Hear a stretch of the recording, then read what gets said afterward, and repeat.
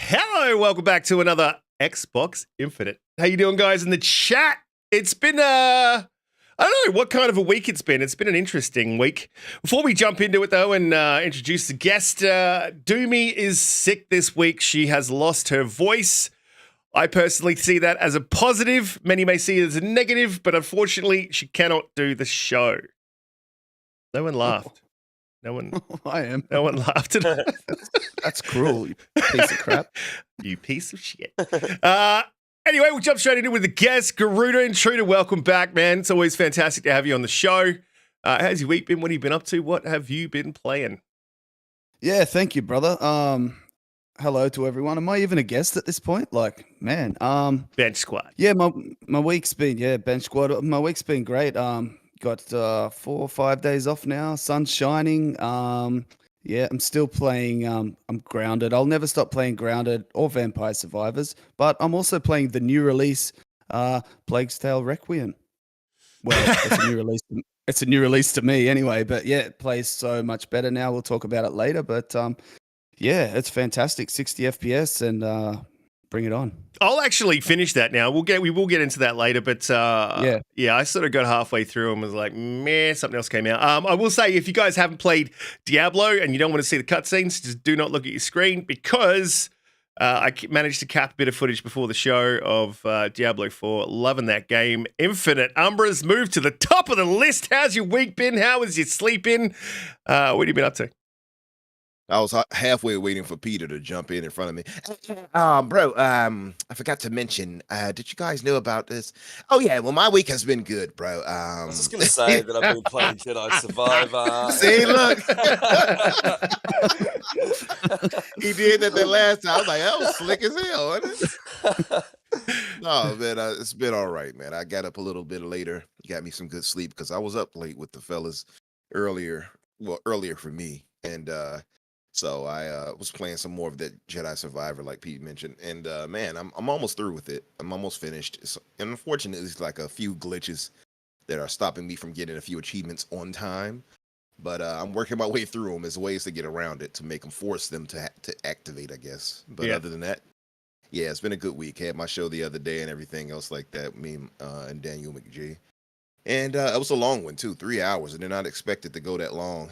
The best part about it was that we did not have Mr. Bushido in the crowd, so it encouraged me to continue forward. So shout out to the chat, except Bushido, of course.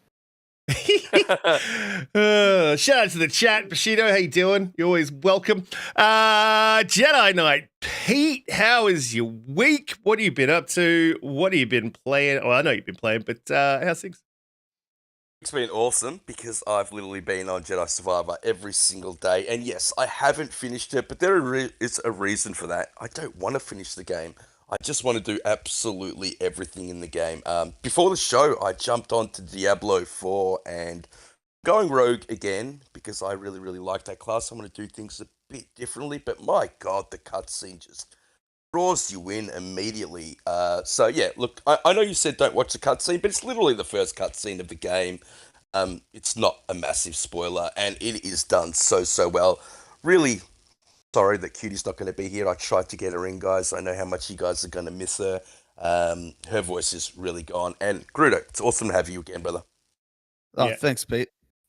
Always happy to be here, bro. Cheers. Yeah, these guys are going to be fighting by the end of the show. That's and we'll love and happy. I just want to address one thing. I just want to address one thing that really concerns me.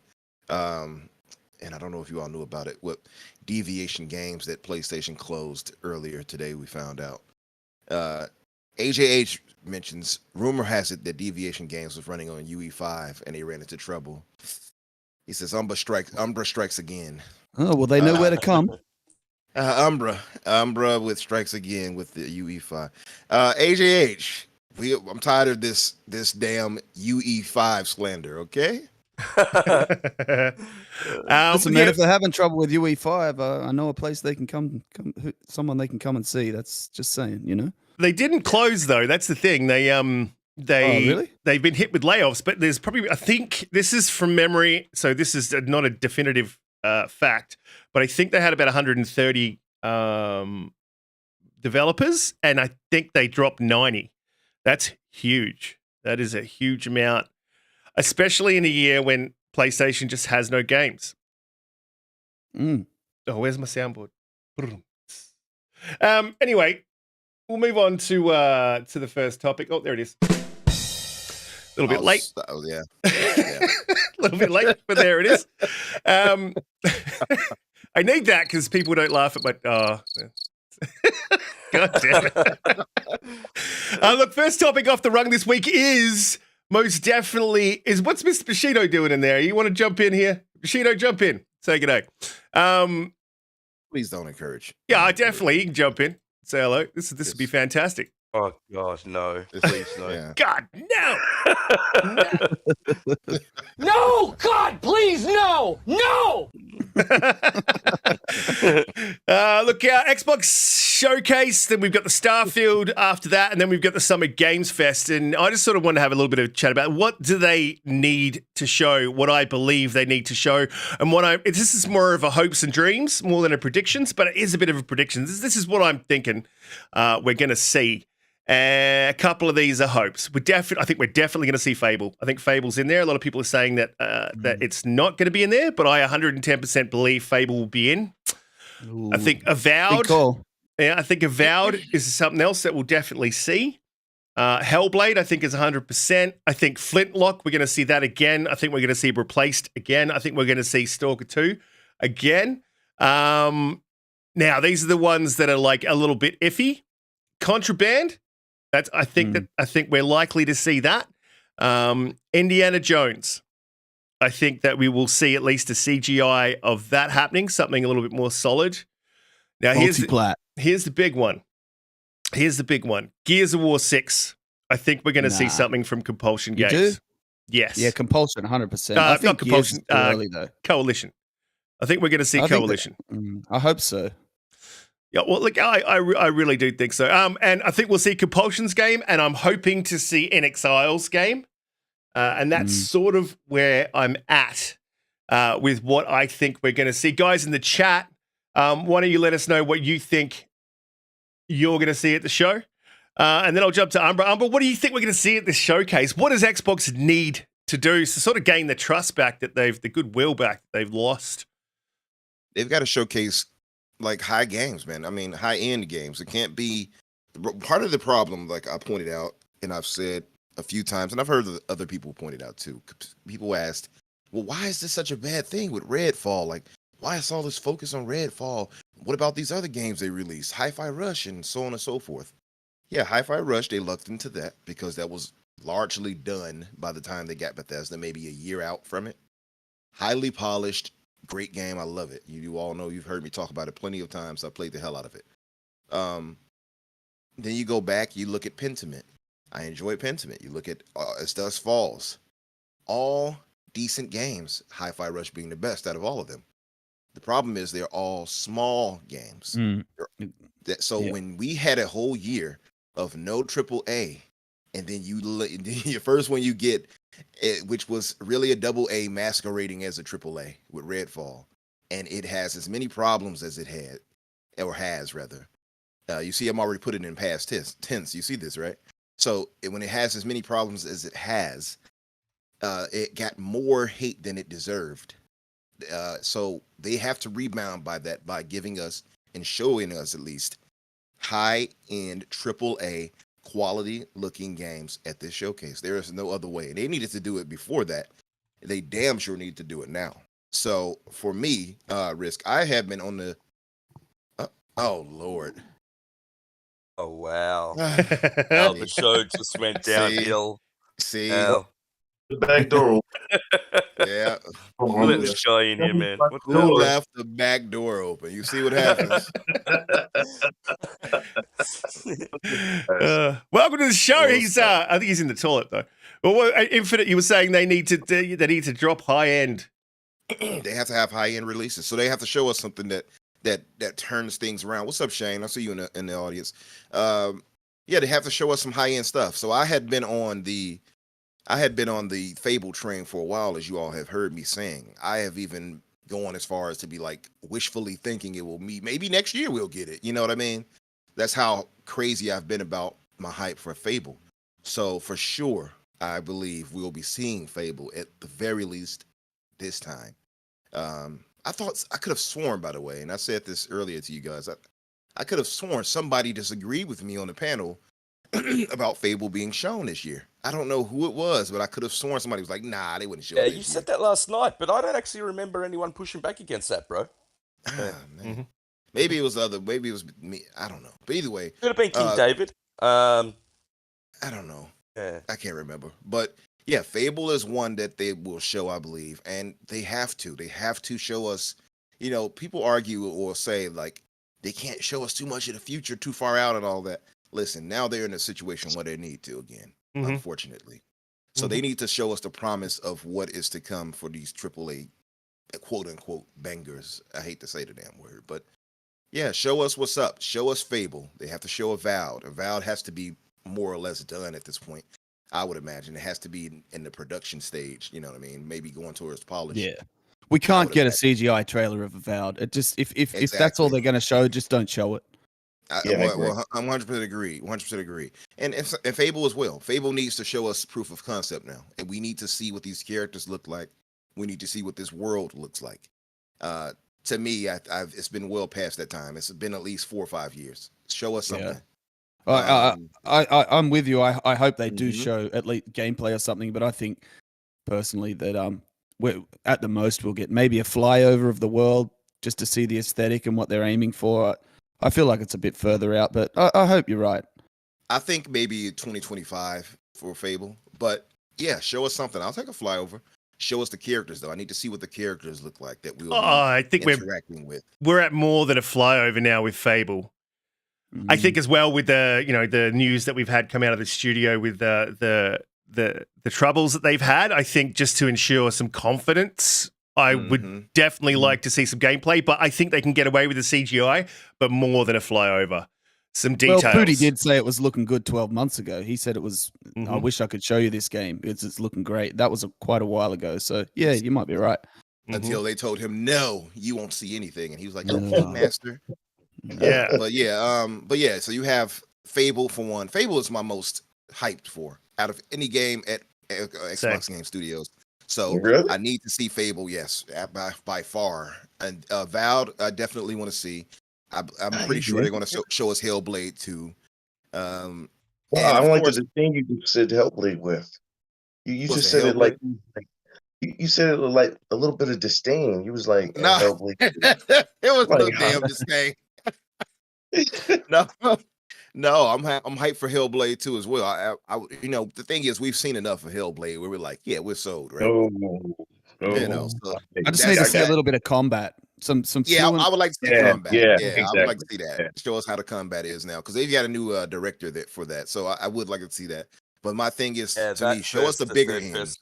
Perspective is I'm not sold on it. I want to see more of that as well, bro. Me too, Pete. I'm not sold on it either. Yeah, look, I'm not 110% sold on Hellblade yet either. Graphically beautiful, but I found the How combat interactive is the game? I found the combat was was serviceable, and I think that's what you could sort of put it down to as serviceable. It was a good game, like as a whole package, it was a good game. Puzzle wise, the puzzles were a little bit annoying. I sort of found. I agree. Yeah, I did not like the puzzles. so if they could tidy up the combat, get some interesting puzzles happening, I think Jedi Survivor is one that sort of nailed the mix of traversal, puzzles, combat, the whole package. Pete, what are you hoping to see? What do you think we'll see? Yeah, so a lot of people have mentioned the stuff that I really want to see. So Avowed, Fable, Hellblade. I think those three really need to be there. We've heard about them, in 2020? We need to see something now. But I want to see what it are working on. Whether that be Doom 3, which I don't think it will be. I'm really, really hoping for Quake. I want to see Quake. I think that would be fantastic if we got to see that. I want to see more from Lords of the Fallen. I want to see more from Flintlock. I want to see more from Remnant 2, these third-party deals that they've got going. Lies of P. I would love that also, and I really want to see Project Dragon. We think it's a James Bond game from IOI Interactive. I think that's going to be a really good game. I love to see IOI moving away from Hitman, which is a fantastic franchise, but having a big name IP like James Bond with that talent behind that team, I think they can do really, really great things with that franchise. I want to see more of Contraband. I want to see that what we got promised of, that Mad Max style gameplay in a high setting. So very akin to GTA heists. I think that would be a lot of fun, especially with friends in co-op, which is how I like to play my games. State of Decay 3, we really haven't seen anything outside of a cutscene of that game. I want to see more of that. I want to see if they're going to be moving away from that sim-style game, which I hope they don't. I still want it to be very sim-orientated, but just with better graphics, better gameplay. What else? I want to see what Machine Games is working on. Where is Wolfenstein 3? And if it's not Wolfenstein 3, is it Indiana Jones? I need to see more of that. There's so much that we could see. I really think that we're going to get a great showcase this year. I think Xbox knows they need to deliver now. But I'm sick of giving them a pass. I'm not giving them a pass anymore. The whole 12-month thing, they need to show what's just coming in. Just get rid of that. Yep. That was ridiculous when they first showed it, and I think we're going to be talking about it a little bit later on. I think 74% of the games they said we're going to be releasing within the 12-month window actually did release. It's not 100%. I get that, and I get that there's pushback on a lot of it, but I still think it was sufficient. And, of course, we're getting a Starfield Direct. Yeah, so there's going to be a 36% not good enough. Yeah, but also that 36%, the majority of the games that missed, the majority of games that missed that 12-month window were third party. Some of the bigger games. Some of the biggest games and some of the most hyped games. That's the problem. All the games that did release were mostly smaller titles and not first party. Like Starfield missed, Forza Motorsport missed, like big games missed, and that's the problem. It is a bit of a problem, but that's the problem with them just putting out the 12-month thing. Yeah, that was so shit. It's not a problem that they are delayed to give it more time. No. It's just that they shouldn't have promised the 12 months. But Dude, they backed themselves into a corner. They did. And yeah, they didn't have to do that. And I think they learned from it. I feel if we remember from the interview, he spoke on how they failed to meet that. I don't think they're going to do that again, personally. I wouldn't mind. I also want to see like Ark Raiders. We haven't seen much of that. I think that game looked really good when they first showed it. Replaced. I'm not sure what's going on with Replaced, but I want to get a release date for that. There's so much when you actually think about it, like that we could see that. And that's really just what we know about, Pete. Like, and just what we know about. Yeah, and this is, and then look, the graphical showcase piece needs to be Forza Motorsport. Shout out to Monad. I know you're really, really looking forward to that one. I think that if that game shows off well, you can really start putting some pressure on Sony in terms of graphical masterpieces. But I really do think that, there are a few others, and I want to let Bushido get a chance to, speak off his whatever device he's using. Franchise. Sounds like an old Blueberry or something. I want to see Dark Knight. Space Marines 2. Oh man, I would love to see Space Marine 2 finally. Money had that shit. Hell yeah. And we were just talking about that the other day, about these zeitgeist games that they need to lock down. So I would say Warhammer would be a great one to lock down to the and bro, look at that game has that Xbox flavor as well, if you know what I mean. Yeah, right. It looks like it kind of give you that Gears feeling a bit. From what we saw 100% has that. It has Xbox flavor. Just money had that shit and get it over here. Like they've already. I think this is why people are getting upset. Because there is so much there. There is so much that they showed us or just give us little snippets of or heard little things about, and we haven't actually seen anything, and we've been waiting and waiting. What about In Exile's project, the first-person shooter steampunk game? Sounds amazing. Where's that? Where's Outer Worlds 2? I mean, we have named maybe 30 games just in that little snippet there. Yeah, and they can bring something really great, and I think they really need to. Absolutely, they definitely need to, and 100%, it's time to really start showing these games that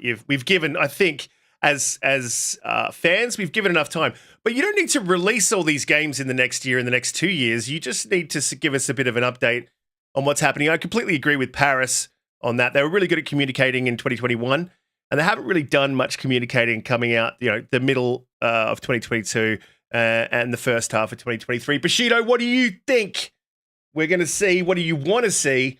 And what do you think Xbox needs to do for this showcase? Well, excuse my mic because I was caught off guard to be called on duty, but I don't mind doing that. Unlike some other people, but No, God, please, no, no. So we already regretting that. You guys named the games, but I guess I'll name just a few. I'm really different from what Risk is looking at and Umbra is looking at when it comes to Hellblade. I don't know why. I have extreme confidence that game is going to be a 90+ Metacritic. Like I really think the game is going to be great. I have no reserve at all because they did that with they did that with a small team, and now they have 300 people now. Like it's ridiculous, and they have a whole new studio. They have their own mocap. I saw what they were doing with the combat. With she had to get training for combat. I'm good. I'm good with Hellblade. I'm cool with that. I just want to see it though. I want to see some of the combat, like you guys said. Replaces a game that on that list for the 12-month thing. I really, really couldn't wait to play that because I played Flashback. Same. That was and it gave me Flashback vibes. And I was like, yo, if this is even just on that level, I'm good. I can't wait to play this. The other ones like Avowed and Fable. I think Avowed might be closer than we think. It should be.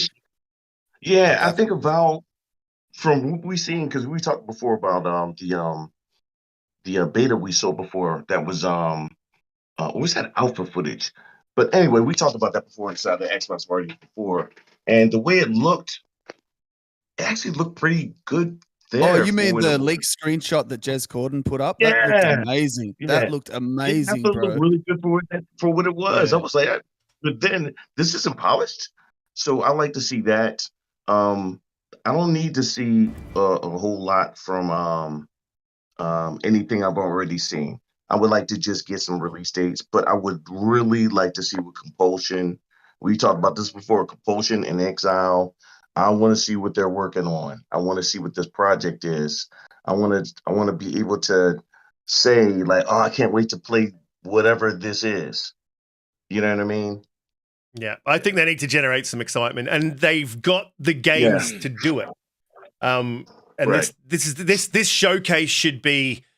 I think it was the 2020 showcase that was just out of control. Everyone was like hyped, and 2019 wasn't bad. I think it could be wrong about that. Could be that way around. Was really good as well. But they need to surpass 2020 now. They have sort of created this sort of bad will bubble, whereas they were coming out of such a goodwill, run, and the missteps. Anyway, we don't want to get too much into that, but it does lead into our next topic. Garuda, what do you think we're going to see coming, and what do you hope to see? What does Xbox need to do for you? Oh, look, what they need to do, brother, like they just need to use what they have. They just need to show what they have. They need to not pull any punches. Last year, it was obvious that they were pulling punches, and it feels like it had a lot to do with the ABK deal. They didn't want to show that they got this massive, strong roadmap. That's how it felt. They panicked because they knew how far a lot of their games were out, and how they just simply weren't ready. And that 12-month thing was a little bit of a way of, number one, buying time, and number two, kind of posturing, in themselves into sort of a we suck position for the deal, I think. But look, they just need to use and show what they have and throw in a few surprises, because like you guys have all said and summed it up beautifully, it's incredible how much content, how many games they have coming. Like and the amount of studios, just what we know about, right? It's unbelievable. It's overwhelming. You can sit here and rattle them off and still miss 10 games. But we're at the point where they need to put up or shut up. We know they exist. We've seen a couple of CGI trailers for a lot of them, but like I think Umbra said, we need a bit of proof of life for these games, and they need to show out well. If they're not ready to show, if they're not going to really show out and blow people away, just don't show it. Just don't show it. Don't give people any more ammunition to jump on the bandwagon, the hate bandwagon. Just say, look, this game's not ready. Be transparent. Don't try and buy time. Look, I was super disappointed. I spent a lot of money to go to FanFest. I traveled interstate. Like me and my son went. He's a hardcore gamer as well.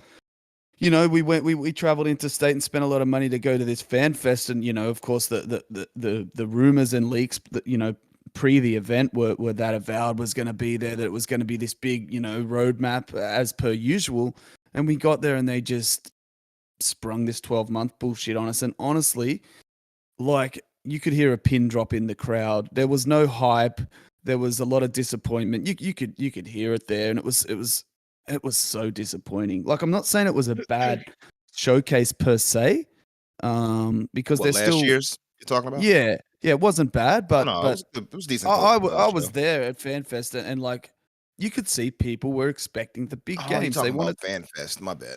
Never mind. Yeah, so I was there, and it sucked. Like, we had Major Nelson. He come up and he said, like, we got this 12-month event, and it was apparent that we were not going to see anything beyond that, and it was super disappointing. Like, and it was even, you know, exactly, it was shit. It was shit. Like, he said something along the lines of like, well, what are you hoping to see? And I yelled out, Avowed.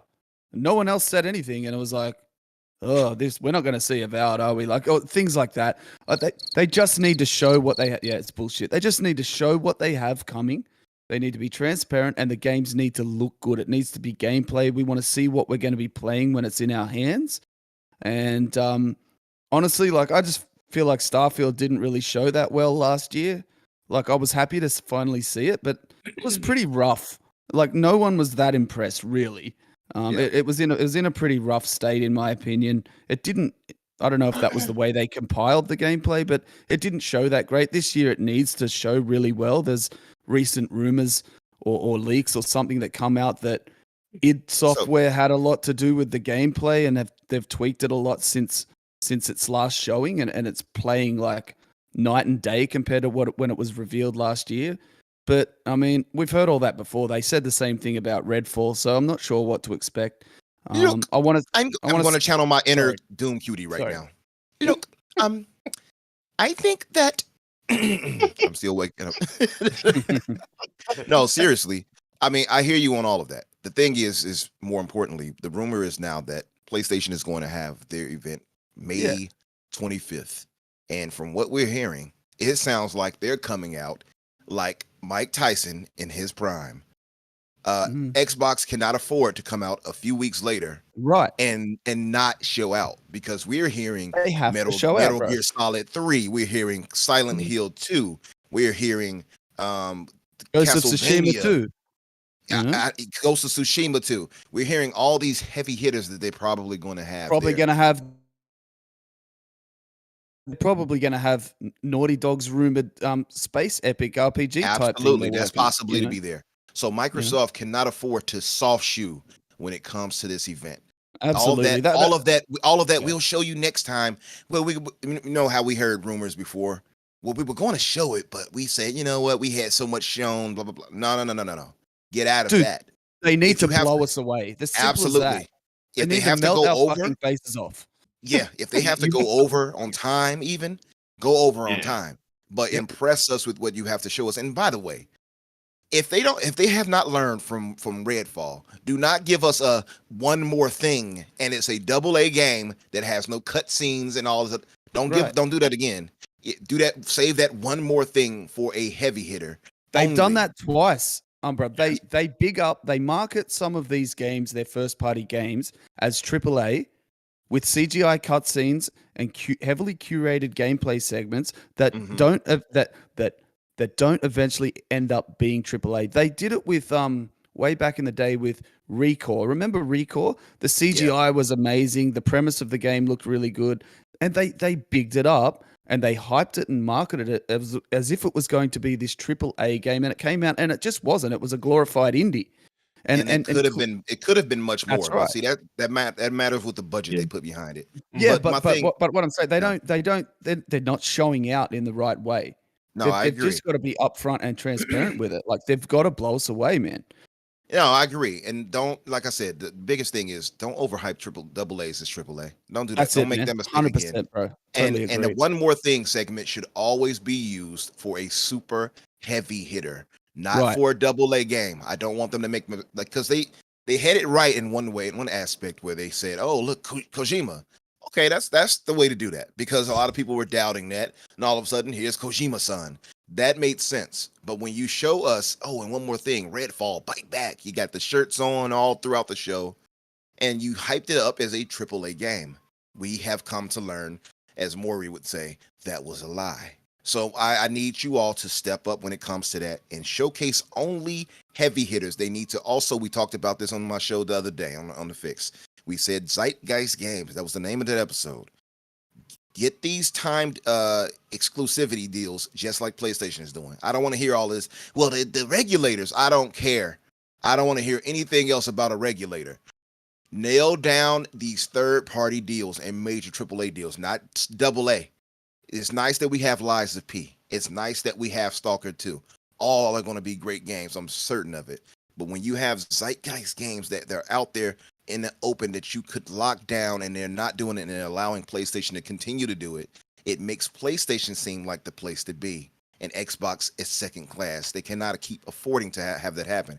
I mentioned they could get Mass Effect. We know that's coming up in a few years, maybe 3. Another game that has ties to Xbox in its origins, Absolutely. It identifies with the Xbox brand. Absolutely. Lock Get that it. down. Exactly. Lock down Mass Effect. Lock down a superhero game. We keep talking about that all the time. I mean, Colt even posted about it. That was so funny. He posted about it right after our show. And he said, he mentioned that. He mentioned Warhammer. I believe he mentioned Wonder Woman. Yeah, lock them down. I don't even need Wonder Woman necessarily, but lock down something. You know what I mean? Now, see, And we keep talking. I'm sorry, go ahead. I don't believe that they can do that.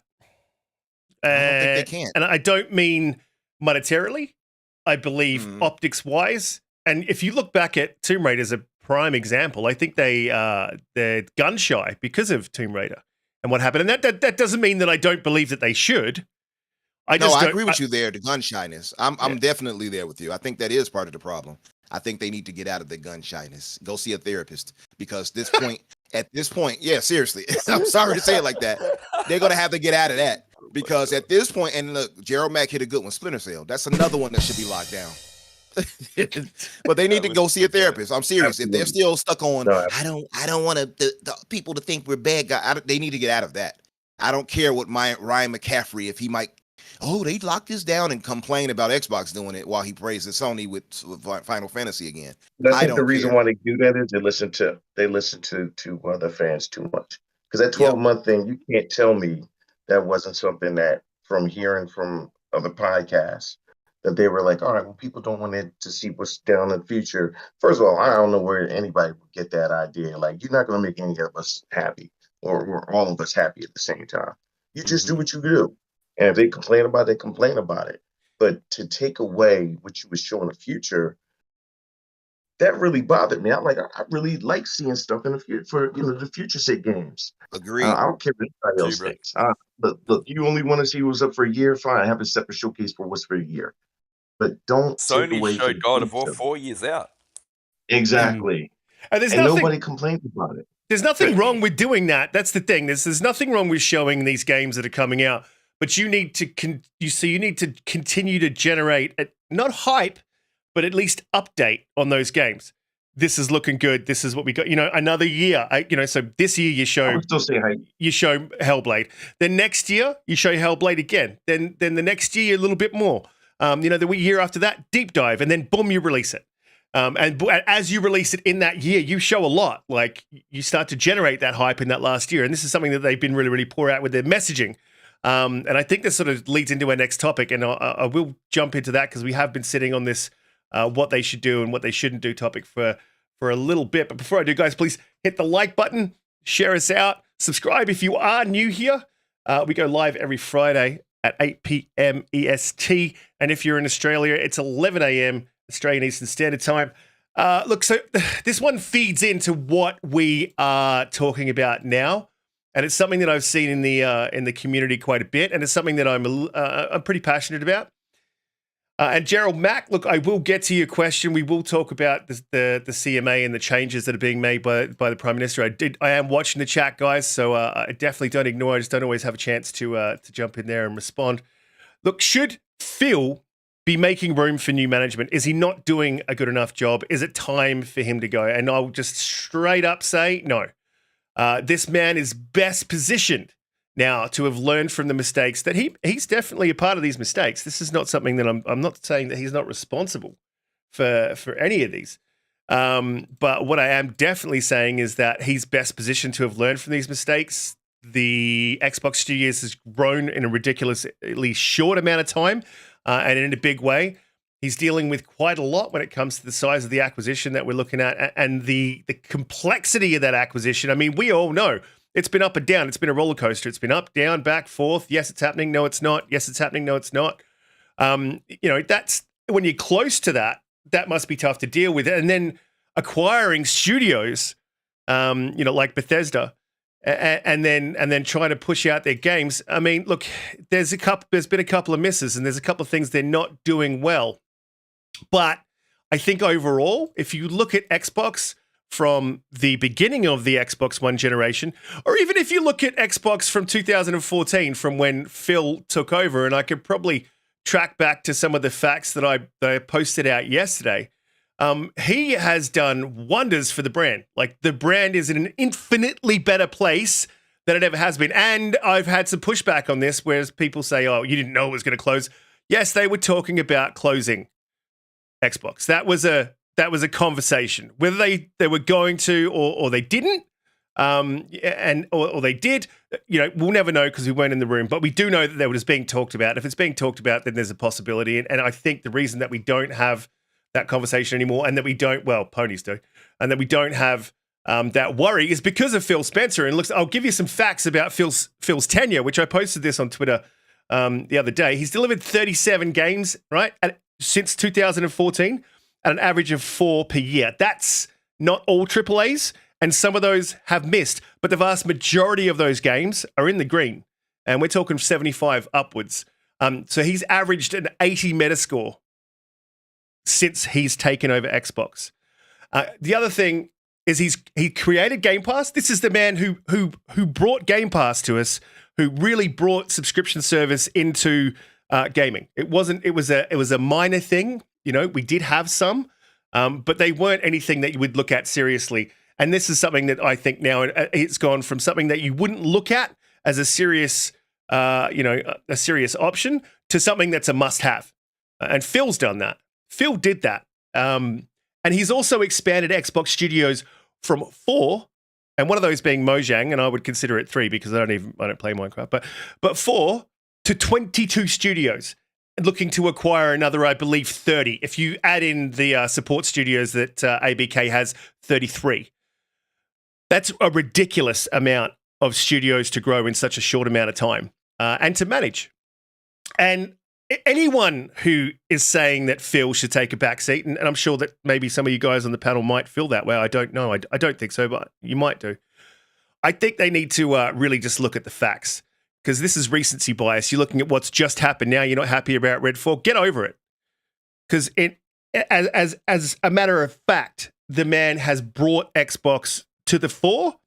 And as he said, they're not going to be number one next year. They're not going to be number one when you release Starfield. That's probably not going to happen, right?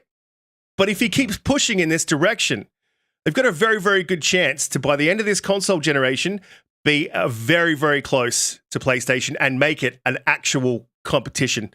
Garuda, I'm going to jump to you. And look, do you think it's time for Phil to go? Do you think he's done his dash? This is it. last chance, last of the missteps, and see you later. Oh, no, don't be silly. Like, I know that, it's easy to jump on the bandwagon and say, Phil's got to go, Xbox is dying. But, one bad game doesn't make you a bad player, Like, you got to think about it as if, all these complaints. But if not for Phil Spencer, there's a good chance that you wouldn't even have an Xbox platform to play on. So there's that. And if you're calling for the head of Phil, and look, I'm not washing his hands of any responsibility here or anything like that, but if you're going to call for his head, at least tell me someone better. Give me someone who can do his job better than he can. You can't name anyone. No one can. He, like you said, Risk. He's the best positioned person to call the shots at Xbox. Yeah, look, I think he put his own head on the chopping block for things that weren't really his fault. And look, I know a leader has to take the blame for the missteps of an organization. I mean, he is the leader and the boss after all. But for Redfall, which is really what most of the smoke is about, I think Bethesda really should have been coming out and putting themselves in the public spotlight and apologizing for it, i.e. Pete Hines. But Phil, being a leader and protecting his people, he came out and took a lot of the brunt for that I feel some of it wasn't warranted. I think that there was a load of shit. So, yeah, look, tell me who can do it better than Phil, and then we can have the conversation. But at the moment, the dude saved the brand. The dude bought us Game Pass. He convinced the CEO of one of the richest companies in the world to go all in on gaming, and he is a gamer himself. Like, just stop with the bullshit. Phil's not going anywhere. He's the best. I love you, Phil. So shut the hell up, everyone. Yeah, and I appreciate everyone's, I appreciate candor and honesty. But there's definitely a couple of people on Twitter that I really would love to say face to face, go sit the fuck down in the corner because you don't know what you're talking about. And yeah, I think it's just when you put facts up against your feelings, facts don't give a fuck about your feelings. So, Infinite, what are your thoughts? Do you think that we should be putting a boot to Phil's butt and be kicking him out the door and, maybe move Sarah Bond into the position or Matt Booty? What do you think? Do you think it's time for Phil to go? Or do you think that this is just a gross overreaction? I think it is a bit of an overreaction, right? Some of it is warranted. I'll tell you why. But I think the day of the jean dress is upon us, and Sarah Bond needs to step up. No, I'm joking. Oh, damn. I'll tell you what Phil needs to do. Phil has done a lot of great things, as we all know. Nobody wants Phil. Anybody with half like an IQ over 10 would not be like, oh, Phil has to go. But I understand why they would be frustrated. And I think we all should. The problem, I think, with Phil is that he's a little, as we've all known, a little too hands-off when it comes to some things. I'll let you continue failing, and hopefully you get it right. Whereas you look at Sony and how they manage, they are on their ass.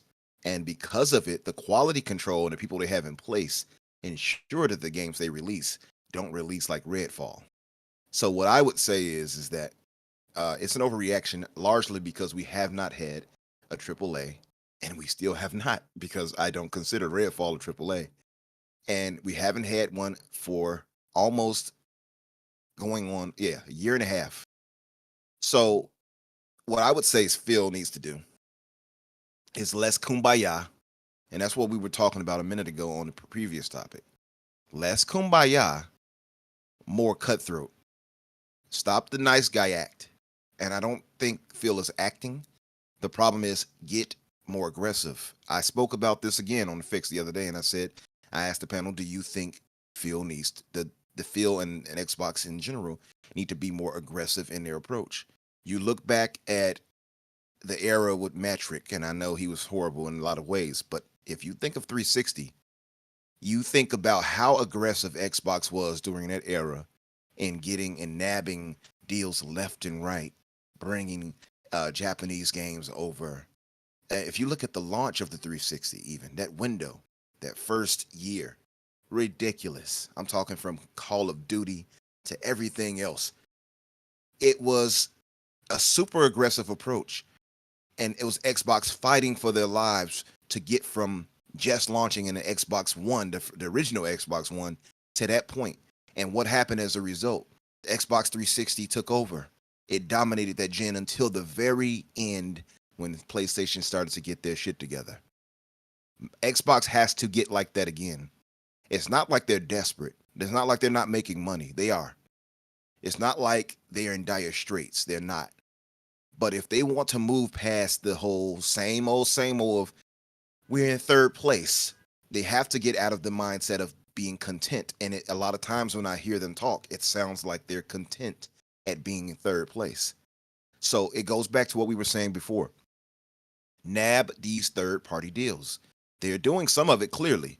It's not like they're not being aggressive at all. I mean, they're buying ABK. They're trying to. They bought Bethesda. So they've done some things to show, hey, no, we're in this. So if anybody has any belief that they're not in this to really be here, or that they want to move into being a third-party publisher, that clearly they haven't been paying attention, right? It's foolish to think that way.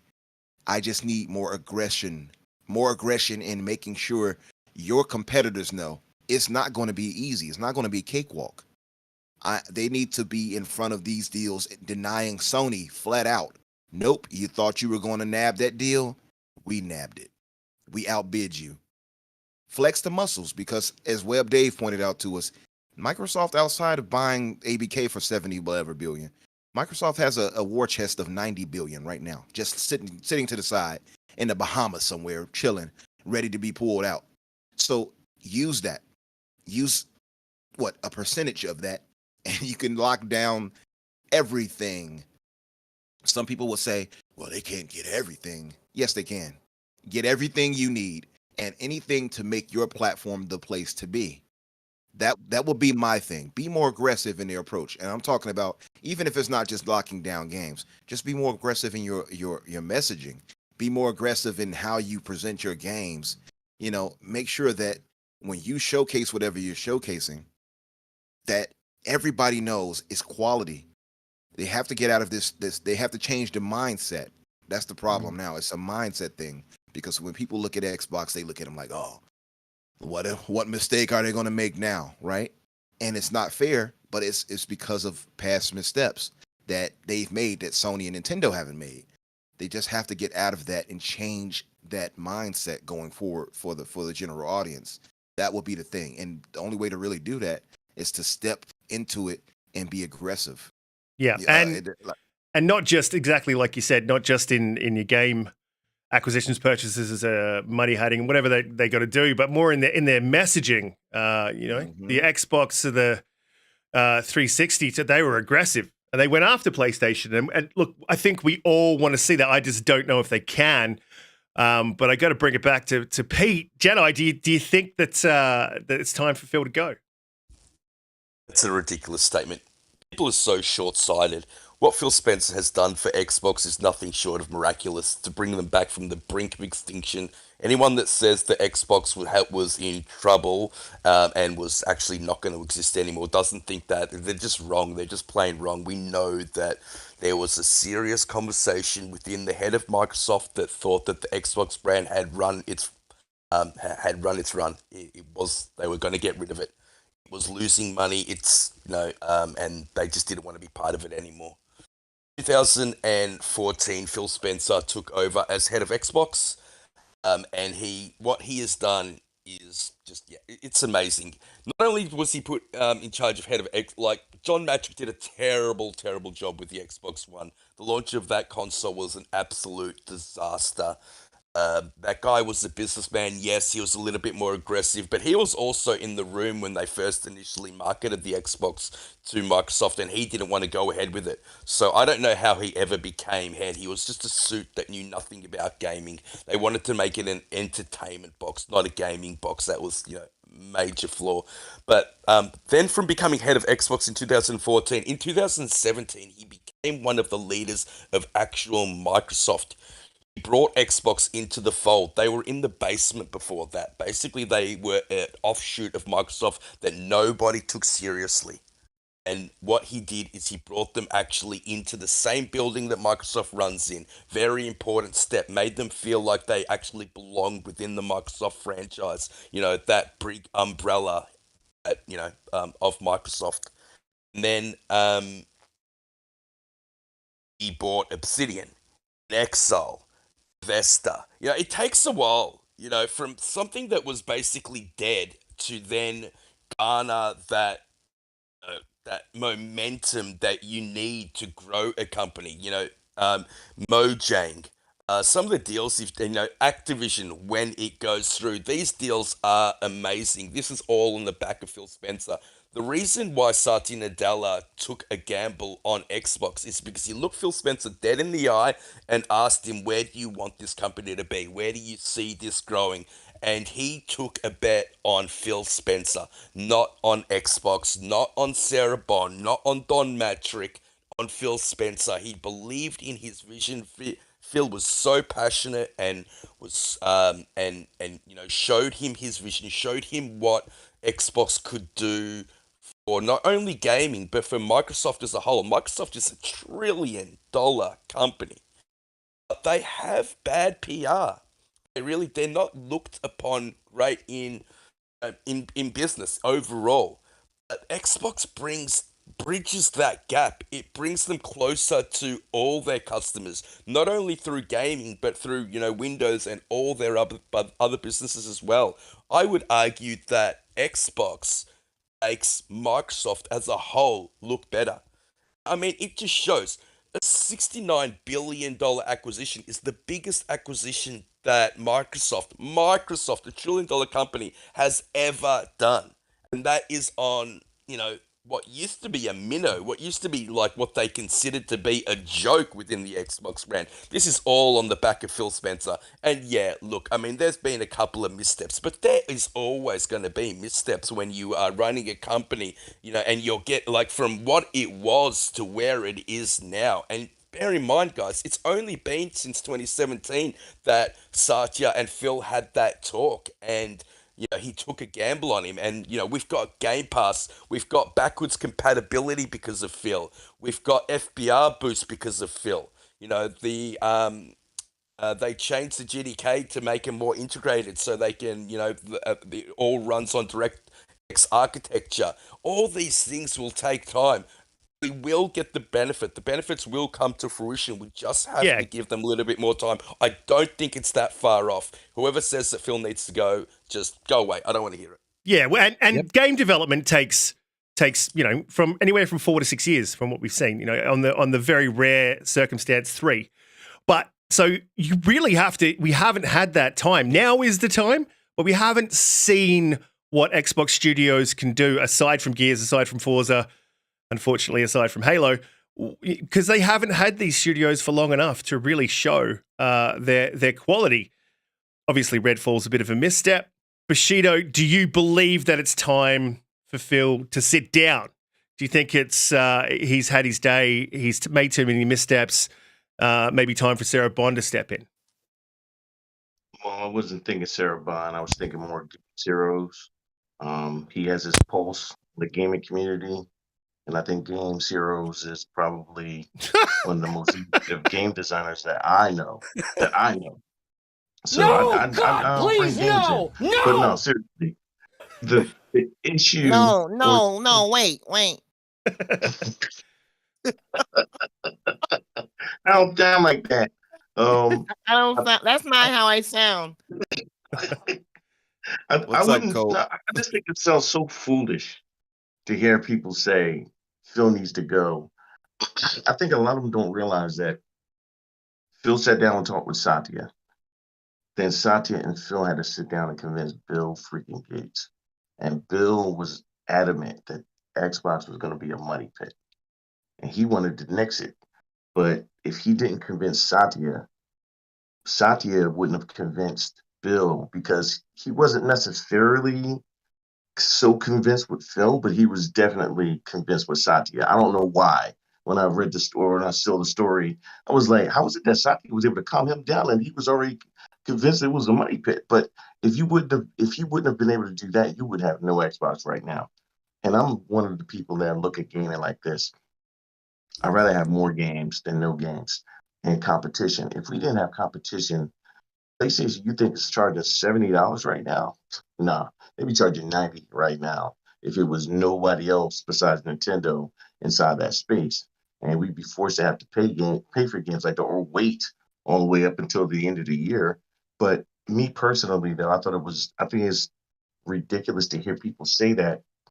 He's done way too much and still continues to do a lot for gaming that it just to me is short-sighted. I think it's part of this society we live in now that everybody wants to jump on the angry bandwagon or with the complaint bandwagon, and they want to jump in like, yeah, I think so too. Yeah, that's stupid. And not giving any, all right, look, if you feel like that's stupid, then give me a resolution to that thing. Give me something to say, like, all right, you know what, that's a good idea. Maybe that should happen. And also too, I don't really know what's going on behind closed doors. I don't like to assume, but I will admit it does feel like they're being way too tentative with things. I know Yeah. you've been burned before with third party deals, but that doesn't mean you have to still continue to play cautious. You got to be aggressive. And I know it's easy for us to say because it's not our money, but I figured when you try to do the best you can in whatever business you have, that you do everything you can. Sometimes you have to spend more than what you want to spend. Sometimes you have to do some things you don't want to have to do, but you do it with the hope and the gamble that this is going to help push everything forward. And I still look back on the 360 era as like all you guys do, that they just had games after games after games. Like it was one of the best eras of gaming because it was rare to get a bad game. Like everything just about everything you played just seemed like it was either really good, it was good to excellent, and it was always like that for like the longest. It's And like a now golden era, right? It's like a yeah, golden yeah, era for us. Yeah. no, Yeah, they had a 100%, really high output as well. right, It does happen when you're the exactly. market leader, so developers will more likely come to you and offer you their product because you are the market leader, and I suppose that's why Sony is so Well, easily getting that's games. a good point. Well, That's a money very is good. That's a very, very good point. money. And I let me just touch on that because Bushido also said something else. So with their aggression, and look, any game is always a gamble. Doesn't matter if it's big AAA. Doesn't matter. I mean, we've seen with Arkane. Arkane never misses. They just missed in a big way. So that can happen with any developer, absolutely. But there's less risk in many studios. Studios that maybe come from 2K or just some of these big, even getting marketing for Jedi Survivor, like securing those rights, doing things that PlayStation does, like exclusive to PlayStation lightsaber or something, but you can put exclusive to Xbox, you get an extra lightsaber. Things like that aren't big risks, that might be big money, but that money's there. You're going to start putting Xbox in the spotlight as well with the marketing. And look, I have thought about the marketing quite a bit, and I will say they haven't had a tentpole title to really push Game Pass and Xbox. They just haven't had one, and that's on them, 110%. They do have one coming up though, and that is Starfield, and it's probably time to start doing that. But there's a lot of moves that they can make that may be costly, but aren't high risk, and they do need to start being more aggressive. It is time. Imagine them But even- locking down the marketing for Grand Theft Auto 6. I was just going to say, Yeah. imagine locking down Yeah. that as an exclusive for a year. Yeah. I mean, Man. I can't see it happening. It Or would it's have to be an advertising outlay of for an it. enormous amount of money, but that will sell consoles. Absolutely. I mean, but if you look back at the 360 generation, we had BioShock, Mass Effect, Dragon Age, all as exclusives. So it really was an amazing generation. Yeah. What is a tadpole title? It's a little title that's Jay the Earp in chat said, what is a tadpole title? It's a little title that's it starts out as just a little wiggly thing, and it grows into a massive frog and takes over the industry. No, tentpole. It jumps at you. Was just about to say something like tadpole. Yeah, look, It's a game. It's a game that your company props up, that like you said, a tentpole. You prop that up to hold everything else up, like Halo should be. There's plenty that can be done. There's plenty that they could do to be more Sure. aggressive, and I really do believe that this ABK deal is holding them back. And there has been and the CMA, and obviously the FTC EU. It's all obviously been holding both of them back. I got to be honest. Real quick, I'm going to push back on that just a little bit. They're two different departments. Like you got marketing, and you have your the law firm that deals with all that other stuff. I don't think that those things have anything to do with the other. Even if Phil has to go see anything about what's going on the CMA or the FTC, I don't think that has nothing to do with what Matt Booty has to do, or forgot the guy's name in charge of marketing. But it has nothing to do with those guys. They have their own departments, and they have to run their own departments. Now they have to answer to Phil, but you still have your own department to run, regardless if Phil's not there. So I kind of like push back on that a little bit, because I don't think there's an excuse for that. Yeah, I hear you on that. I think what he's trying to say is that you're right. They're separate departments, but one will influence the other, right? So Microsoft overhead, people like Overfield, Satya might be like, hey, you need to relax a bit. You all are going to have to be more silent here or whatever. That could be the case too. So it might influence it even still. Like they might tell them, PR might tell them. Does anything like that. Yeah, I hear you though. Maybe. But I don't, it doesn't take me as a guy to dig inside the cookie jar while you're holding the type of guy. I don't know. I think those smiles in his bald head might have you thinking he's super nice. Emotional, damn He it. does seem aggressive though. Don't get me wrong. Yeah, Don't get me wrong. It Look- look like that to me. Look, I will jump in here because someone, Abel, said money hunting doesn't benefit me in any way. I'd rather have a big game like Space Marine 2 hit Game Pass. So to hit Game Pass, so any money hunting that Xbox will do, you can guarantee that Game Pass is tied into that. So when we say money hunting, or going after these big exclusives, they're going to be in Game Pass. That's probably going to be part of their deal. But if marketing, probably not in Game Pass. Getting an extra lightsaber or having some extra perks based on your Game Pass subscription. Look, I do want to move into the next topic, and I was I just want trying to say to. they need to pick their games better. Outriders was a great title for. I it. don't remember think it asking does you really, a really well. goddamn I thing. don't think. Sorry. I don't think the medium. I don't think the medium was a great title. I think they need to pick and choose their titles a little Yes. bit better. Yeah, I agree with that too. Yeah. I agree with that. Look, they do. Proper I think they've quality been doing a control. better job lately. Yeah, but there's a reason that they do that. They do that because ID at Xbox, and that was one of their focuses. That was one of their sort of shifts. They could see where there was a gap in the market because PlayStation had stopped promoting those small indie games, and they started moving into that gap. But you've filled that gap, as I do in my personal life. You've filled that gap, but now it's time to start looking at the AAA space, because within You're not gonna use the Xbox. soundboard. You're not going to use the soundboard for that joke you just laid out there. They filled that gap. Now they need to fill the AAA gap. Well, we'll move into the next topic. Before I do, please hit the like button, share us out. If you're new here, subscribe. And we dropped a poll in the chat about the last topic, which was, do you want to see Phil go? And it's a resounding no, 94%. So yeah, I mean, I think generally those who have any kind of knowledge of the industry would see that it's really not this drastic. We just need to see a little more from Xbox, a little bit of trust. Now, this wasn't. I just want to say one thing, Phil, before you move on the thing, because Red Monkey, but he says, funny night. He says GTA 6 would have to be in Game Pass in order for Microsoft to pay that much for marketing. Microsoft is not interested in selling Xbox by itself. I don't think they need to bring it to Game Pass, and I imagine that would be astronomical to do so. But they could lock down exclusive DLC for the future. They could lock down a mission. They've done it before. If you all remember, Absolutely. so they've done that before. Lock down a special DLC expansion. Do something like that with the deal. I don't need you to necessarily have marketing, although marketing would skyrocket them with that title. But imagine locking down both marketing and getting that future DLC that goes right into Game Pass. That's a W. Yeah, exactly. And that's really that sort of aggression would be, I don't think, seen poorly when it comes to future acquisitions.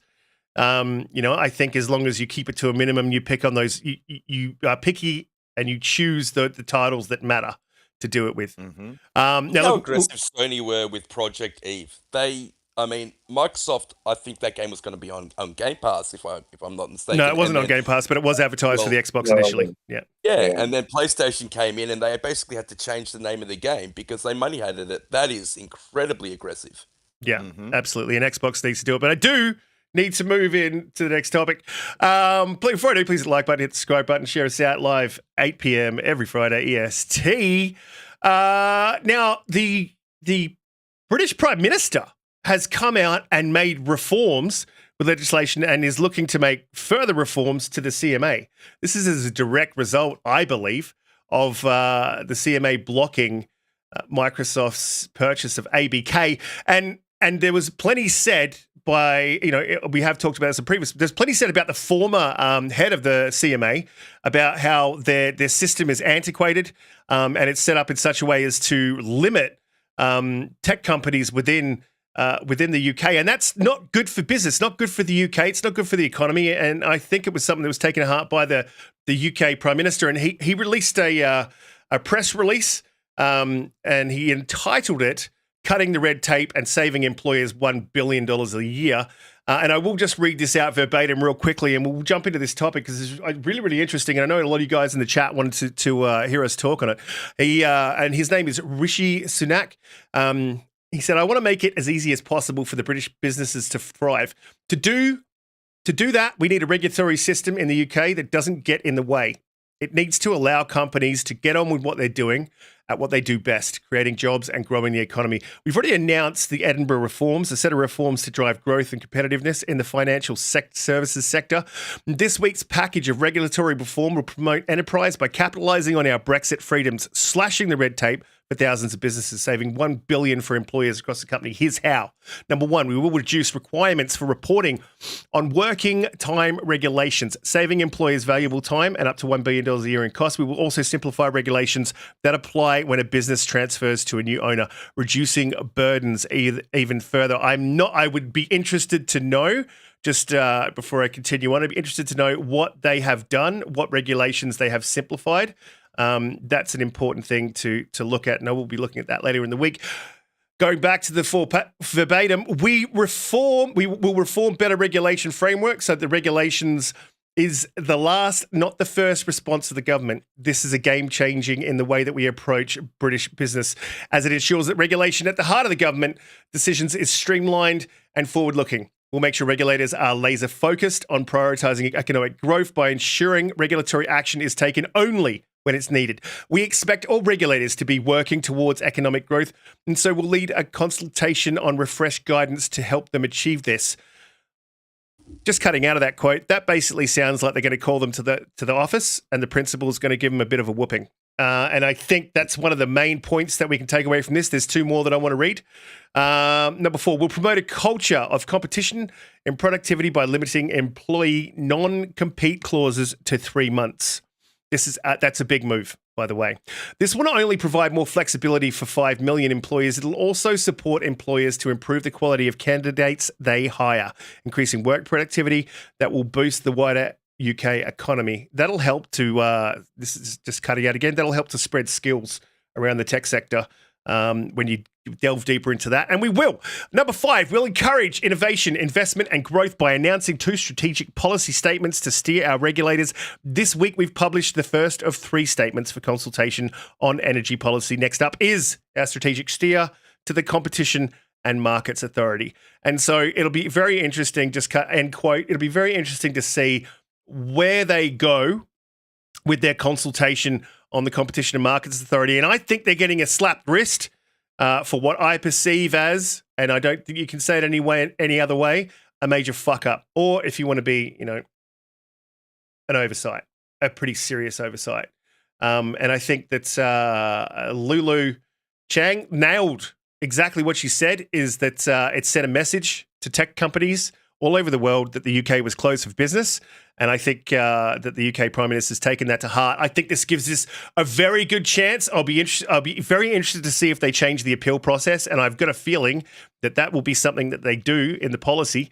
Look, I'm going to jump to Garuda. And I know that I just threw this topic into the chat just recently. It wasn't actually in our topics list, but it's definitely something that our chat wanted to talk about. So yeah, you did. So look, Garuda, what are your thoughts? Do you think this bodes well for Microsoft? Are you happy for the UK people to see them actually have a regulatory system that promotes, commerce in the country other than stifle it, because really that's what we've seen. We've seen a stifling regulatory process, and it's sort of time for it to come into the 21st century. Yeah, they're all lovely words and music to my ears, and absolutely Microsoft's ears. And I think it could potentially bode well for Microsoft and Xbox with their acquisition of ABK, but it's almost certainly a response to the block in the UK, because it's a bad look for the economic growth of the country, and the Prime Minister clearly understands that, and this is his way of addressing that.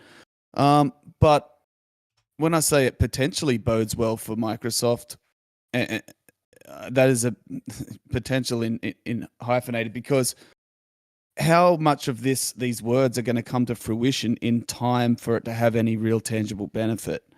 They're great words, but to what effect? I mean, they're all proposed changes. What we're dealing with now, what pertains to us, this Activision Blizzard deal, I don't know if these proposed changes are going to have any benefit to us at the moment. So I'm not quite sure. I mean, it does send it, like you said, it does send a clear message to regulators. What the Prime Minister expects and what is going to be best for the country for financial growth. But is he even going to be elected at the upcoming election? Is this just posturing for his own electoral campaign? I mean, well, no, look, I don't believe so, because reading that these policies are going into effect almost immediately. He did say, and I'm sorry to jump in there, but yeah, it is. And someone asked that question in the chat, and from what it sounds like, he's putting these directly into effect immediately. Right? Because, sorry, go on. And I do believe. I mean, if you go back to I think it was number 3, we'll make sure regulators are laser focused on prioritizing economic growth. We'll expect regulators to be working towards economic growth so we will lead a consultation on refreshed guidance to help them achieve this. That is a literal, we're going to pull them in the office, slap them on the wrist, and they better do what we fucking tell them, because if they don't, we're going to make more reforms. This is just a set of some earlier reforms. And I don't think it's, when you listen to, and I have listened to a little bit, not enough, I really are supposed to form a well-versed opinion, but based on what I've heard, I don't think that this was something that was one party versus another in a two-party system. I think this was echoed widely throughout both parties, and both parties believe that the regulatory system is not doing a great thing. You also have to remember, and let's be honest, Garuda, that Microsoft got a bit of money to throw around, and they do throw it around when it comes to governments. And it's part of the reason why they've been so successful. Yeah. So, and I think, I agree with you there. Yeah. I think this was a bipartisan effect right here. I think you're correct, 100% Risk. You don't come out like this. And remember, this guy here, Summit, how do you say his last name? It's Sunek. Sunek, he came out before when Microsoft, Microsoft CEO Brad Smith, not to be confused with Brad Sams, came out and said what he said, if you all remember, after the CMA's decision. And he was like basically saying, don't threaten us, more or less, whatever, blah, blah, blah.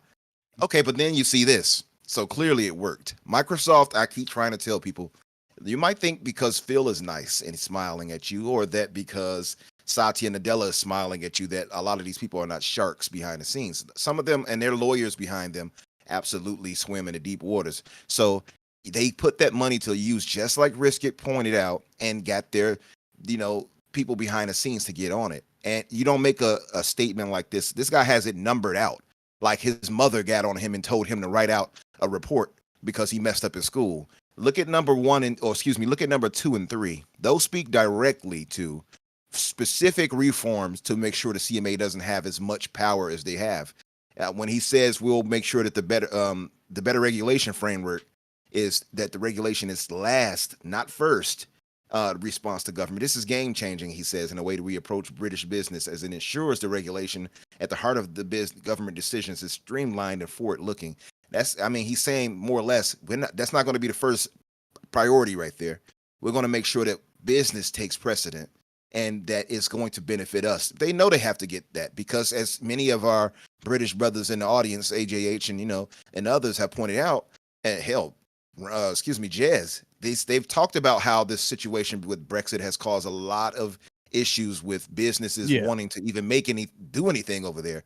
They know they're in dire straits. They can't afford to continue having all of these companies pull away from them and not bring in for new jobs. It says, and mind you, they remember when Brad Smith spoke on it. He said it was the saddest day in business for him in 40 years. All of that heavy wording right there was to force their hand. And It was. Yeah. And you look at number 3. It says, we'll make sure regulators are laser focused on prioritizing economic growth. So all of this is to say, we're going to make sure that business takes a forefront in getting these things approved first. That's what that tells me. If I'm reading this, I'm looking at this and saying, all right, we're going to pull back the CMA in some way. And now I've heard, and I've had Luke Steele on my show. Luke Steele is an M&A attorney, and he knows all of this stuff. And he spoke on how the prime minister here and others in government doesn't necessarily have any pull over the CMA because they're their own kind of governing body. I don't quite believe that. I think anything over anything can be affected by anything. Personally. Right, but that was my next point because look, my question to the panel and the chat, and for those that are more well versed in the political side of things, due to my absolute aversion for anything political, from what I understood is that the government doesn't necessarily regulate the CMA and these regulators. They don't have direct control over these guys. So this is nothing but more of an influential posturing to regulate. It's just a setting of expectations, right? You're correct. This is what we were told. So this is my thing, though. I feel like that it has been the thing that they are on their own specific governing body. They don't have any control over them, right? But I don't think you come out and make this statement and it's just hot air. I think time will tell. I mean, we'll find out eventually, won't we? Yeah, that was my original point, though. Time will tell. The CMA, these regulators are meant to be completely independent of government. I mean, that's what right. They're not meant to have any type of government oversight or interference. They're basically meant to be there for the consumer.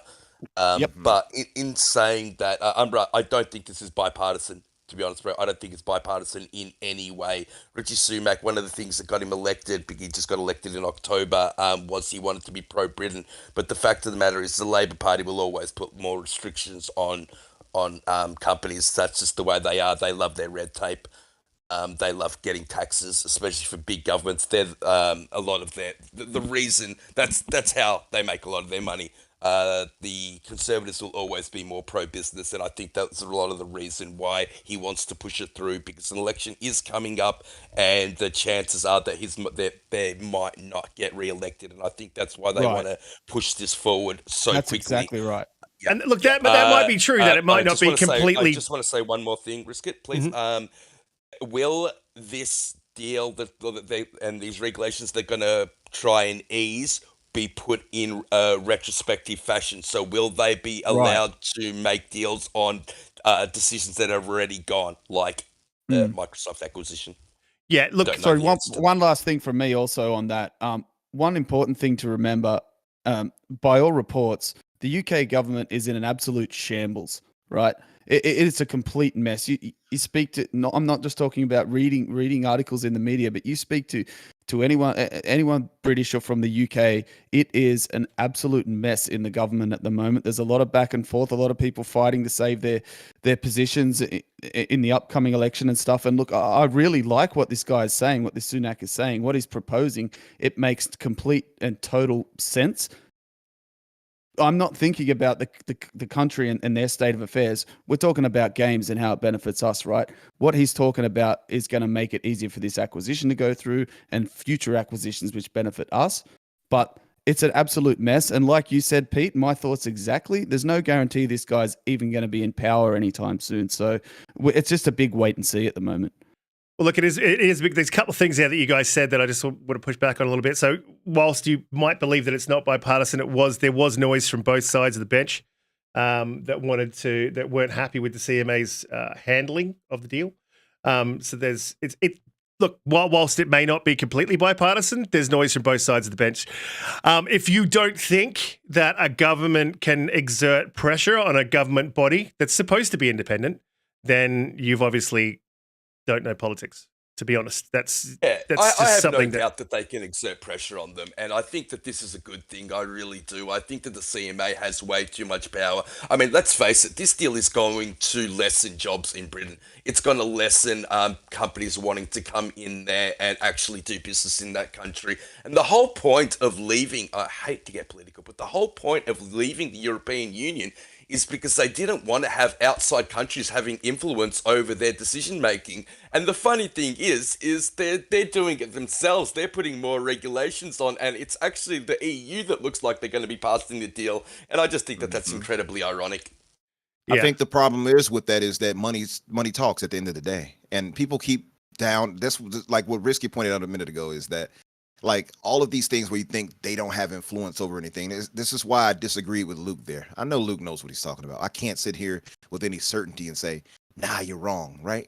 But money talks. One thing I know for certain, I don't care how professional and understanding you are of whatever business there is, money talks, bullshit walks. At the end of the day, if these people, be they left wing or right wing over in UK, money appeals to them. This is why I believe it'll be a bipartisan thing, because they're looking, like Abdel pointed out, he said it'll be Death Valley when they had wanted to be Silicon Valley of Europe. You cannot afford to have the continued what's the word, devolve. I don't want to say devolve. Can't continue to have the situation where the UK is continuously in this downward spiral. They have to try to cut that off, and the only way to really do that is to bring in big business. And you have these other businesses talking about pulling out outside of Microsoft. That influence has to make them see, hey, you know what?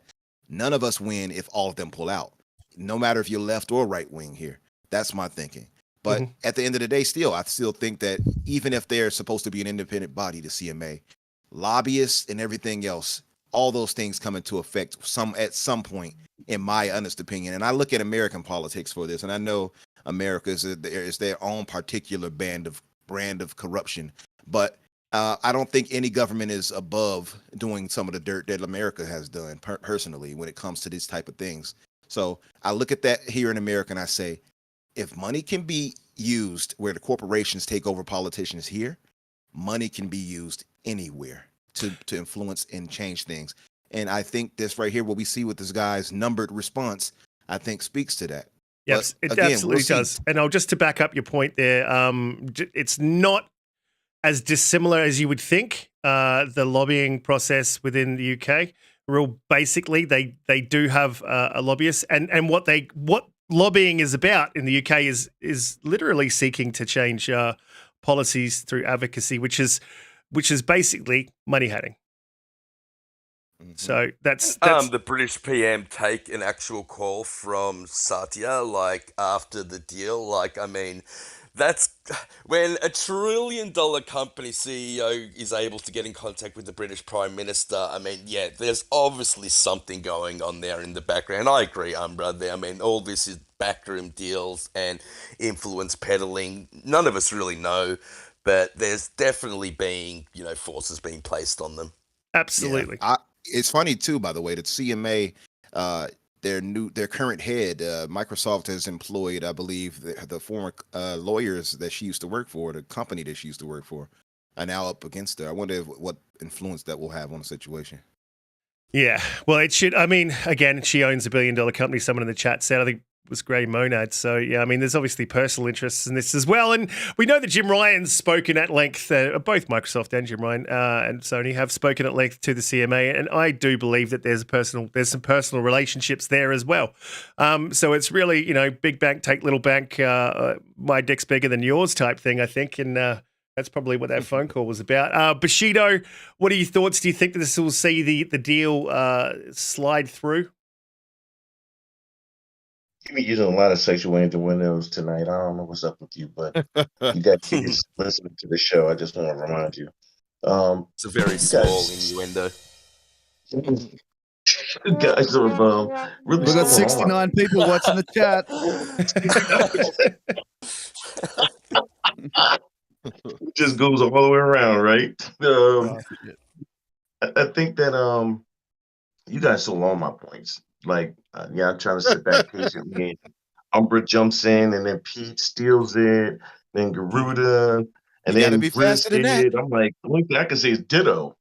Like, but yeah, I do think it. I agree with I everything do Pete think said. That's all you need to say, bro. yeah, Pete, right. I can live and no! feel with that one. I do think it will influence though. You like you guys were bringing up that they do want to have their own Silicon Valley, and this move right here, you know, without them influencing anything to keep them from this deal, this really would hurt them badly in terms of that, especially from if Microsoft decided to pull out. That and that's another innuendo, but that's another thing in it itself that you don't want to piss Microsoft off. That they do security for like most of the state and everything as far as software is concerned, and you just don't want to do anything like that. But at the same time, it's like why are you holding back what the country actually needs? And I think that's where the influence comes in at. That you want it to be friendly for companies to want to look in and say, "Hey, I want to be able to start over here and or start my own um, software company." And doing things like that makes business owners apprehensive. And that was really all I had to say after everything else. Yeah, So. no, I just want to A be clear. couple I of don't. people have pointed out in the chat that Microsoft has actually hired the ex-Queen's lawyer. He's actually gone head-to-head with the Yeah. CMA before and won. So, yeah, there's definitely more to be told on this story. Yeah, absolutely. And I do think this, at the very least, you can say with certainty that it has increased the chances that the deal goes through, at the very agree. least. But I would also say that I don't agree with the lobbying that goes on with governments across the world. And I think it creates corruption. So I don't think it's a good thing. It does. But it's You're something that's there, and it's something that Microsoft's very likely to leverage. And I would say that Oh, yeah. is what's going on right now. That's exactly the thing, and I agree with you. I mean, look at our politics here. I'm tired of it. I've always long said that we need to get money out of politics. I stand by that.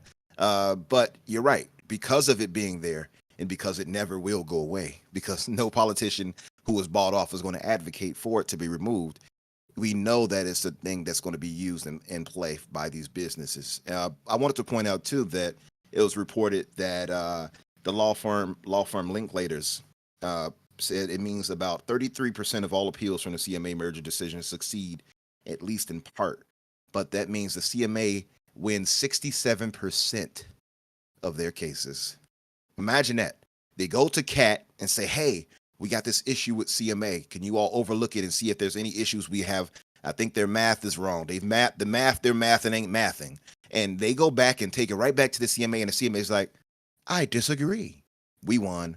That right there has to stop. It has to be better oversight than the watchmen watching over themselves. It has to be something where it's properly adjudicated, I would say. That's the bigger issue I have. It was that the CMA has a little too much power, I would say. And I think what's going on here with Sumac is going to address that personally, but we'll see. Yeah, look, and sometimes the CAT does step in and adjudicate, but it's rare. But what CAT normally does, it's normal, and I think you'll find where a lot of these cases do go through, is CAT say, well, you've looked at the wrong issue. That's not an issue. And so now you need to relook at it again, but you need to look at it without that issue. So we're going to remove that. You can't use that. Now go and look at everything else again, and then tell us if it's still a problem. So that's can I just say, it's low key sad how political this ABK deal has made the whole gaming conversation. Like, I know we've got to talk about it because it's a big issue. But I used to come to gaming to escape all the politics, and listen to us. We're all like some cheap lawyers now, you know, everywhere you go, like it's amazing. Like, speak for yourself. I'm a high paid lawyer, but you're pretty good. Hey, but we didn't speak about this kind of stuff, politics in gaming, you know, 2 years ago. And now everything's just, we're getting right into the government nitty gritty, and man, politics suck. Just let us have our games, give us everything in Game Pass, and just let's move on. I would like you to state your name for the record. Counsel, we're going to lay a foundation. The defendant will be remanded. I'm not going to volunteer any explanations. Jurors, you may be excused. You're not a cheap lawyer. You're going to cost me a bit of money, bro, by the sounds of that. Riskit had been watching Law and Order lately. So. No, politics suck, though. I think we can all agree on that. Yeah, look, we do need to move on to the next topic. You're absolutely right, guys. Before we do, please hit the like button if you haven't already. Hit the subscribe if you're new here. We go live at 8 p.m. EST every Friday. If you're in Australia, that's 11 a.m. for you over there on the East Coast, worst coast. No, it's not. What, 10 a.m.? 10 a.m. Yeah. Yeah, if you 10 guys would a.m. just stop changing the times and just keep them one way, that'd be great. And yeah, we don't do that over here at W. We've got plenty of sunshine. We don't need to save that shit. So look, we'll move on to the next topic, and I want to fold this into the next two topics, which is Xbox. So we're talking about this during topics, and I don't think it's a massive one, but so delivering on their promises, and Xbox has been poor at this. We can definitely say that, but they have actually delivered on quite a bit of the promise, and like I said, 74%, 76%, isn't quite 100%. But they have released 37 games out of the 50 promised within the 12 months. And we're not there yet. So they still have time to get some of these out. And I think a lot of these, to be honest, almost all of these are not first party and so really can't be controlled by Microsoft. And what they haven't released that is theirs is Starfield and Forza Motorsport. So, I don't think it's a massive sort of a black mark against their name, like the 12 months. I think Starfield was the massive black mark where they didn't quite make the, the time frame. But I don't think they've done a terrible job. I just don't think it's a great idea to go ahead and you set yourself up for sort of disappointment. And then the other thing, is, and I guess you can't fold this in, and I don't want to talk on that too much because it just is what it is, and we sort of covered it. But Redfall developer Arkane is working on their next big AAA. Now, Phil Spencer said that they will continue to support that game. And I don't know what that support looks like when you consider that Redfall is working on the next big AAA. You've got to keep in mind that they might be just storyboarding this, and this may take, say 20 people from the studio to go through and storyboard, maybe 50 to do, bits and bobs to sort of build a demo and sort of proof of concept. So, this may not be them dropping Redfall, but I also don't believe, and we talked about this in topics again, is that I don't think that Redfall is a Sea of Thieves. I don't think it's the type of game that you carry on supporting for any great amount of time. It is open world, but it's just not, doesn't have that live service feel. It doesn't have any feel because it's trash, but it doesn't have that live service feel. I'm sorry to anyone who likes the game, but you don't know good games. So yeah, I don't see this as a bad thing. I see it as a good thing, and I really want them to sort of just drop Redfall. They dropped it poorly. Let it die. Move on. Just do your graphical updates, do whatever updates you've got planned, your 60 FPS, and move on. I don't want to see this game become live service and then for them to build on it. I could be wrong, and it could become a great game down the track, but I am really tired of seeing, and I don't want it to become a great game and become successful, because too many times we've seen companies drop games, they've been poor, and they've managed to claw it back. And, I don't think fundamentally that is a good thing. I think that gives license to all studios to go, well, look, or publishers more to the point, to just drop it and we'll try and claw it back. And that's it's a bad precedent. Yeah, absolutely is a bad precedent. I don't want them to do this. I want them to let it die, move on to the next thing. Garuda, what do you think? Do you think they should continue to support it? Look, I think you nailed it. I would say yes if it had the bones and the structure and the fundamentals of a live service game, like you said. But when you play the game, when you look at the game, when you look at all the mechanics in the game, it's not a live service game. It's a multiplayer looter shooter. It's not, and not in the vein of Borderlands really, or Destiny, where you can adapt and expand upon it. It just isn't that kind of game, right? So if you are going to add and expand upon this game, it would be more in, fixes to AI, graphical upgrades, upgrades to frame rate. But mechanically, what more can you really do with the game? Because your base sucks. I'm sorry, it's bigger. The issues with the game are bigger than bugs. Like when you played Sea of Thieves at launch, if any of you guys did, it plays really smooth. The physics of the water were amazing. The way the ships handle are really nice. There was just nothing to do. That's not the problem with Redfall, right? It was pretty well identified from all the reviews and everybody who's played the game, that there's fundamental issues there. Phil Spencer even said that in his interview with Kinda Funny. It's not a matter of just delaying a game and then working on it or supporting it. If some of they didn't nail their vision for some of the elements of the game, and that's to fix that. Pre-release, it's either cancel it or strip it right back and rebuild it. I think support it, like you said, as far as frame rate, fixes to AI, graphical enhancements, maybe a little bit of not even story DLC. I just think get the game running smoothly, get rid of all the bugs, and then just leave it be. Move on to some bigger and better things, because the game's not in their wheelhouse. It really reeked of, what would you say, a forced sort of idea. It's not in their wheelhouse. It was like a trend chasing game that they probably started on back in like 2017, 18 when it was all the rage. And we've seen with games like Suicide Squad and others that have delayed, like it's not the rage anymore. And these companies are realizing, like, we try to chase a trend that nobody cares about anymore. And due to the fact that games take so long to develop, by the time they've realized that it's not really a thing that people want anymore, it's too late. So you've either got to delay or scrap it and go back to the start again. Let it go. Work on what you're good at. Offer them one of Xbox's many franchises and say, hey, would you like to do a spin-off of Halo? Hey, would you like to do a spin-off of one of our other franchises? They're an amazing studio. Just let them do what they're good at. Yeah, absolutely. I think, and with the money that they can probably bring to bear on a new Dishonored 3, I think that's probably where I would send them if I was Phil Spencer or Matt Booty, because I think that those games could be some of the best games we've ever seen if they had the money to take it where they wanted to take it. I personally am not a massive fan of Dishonored, but I think that is their wheelhouse, and that type of game is their thing. So I completely agree with you, Pete. Are you on I think we had this conversation. I don't know if your opinion's changed, but I think you said you'd like to see them support it.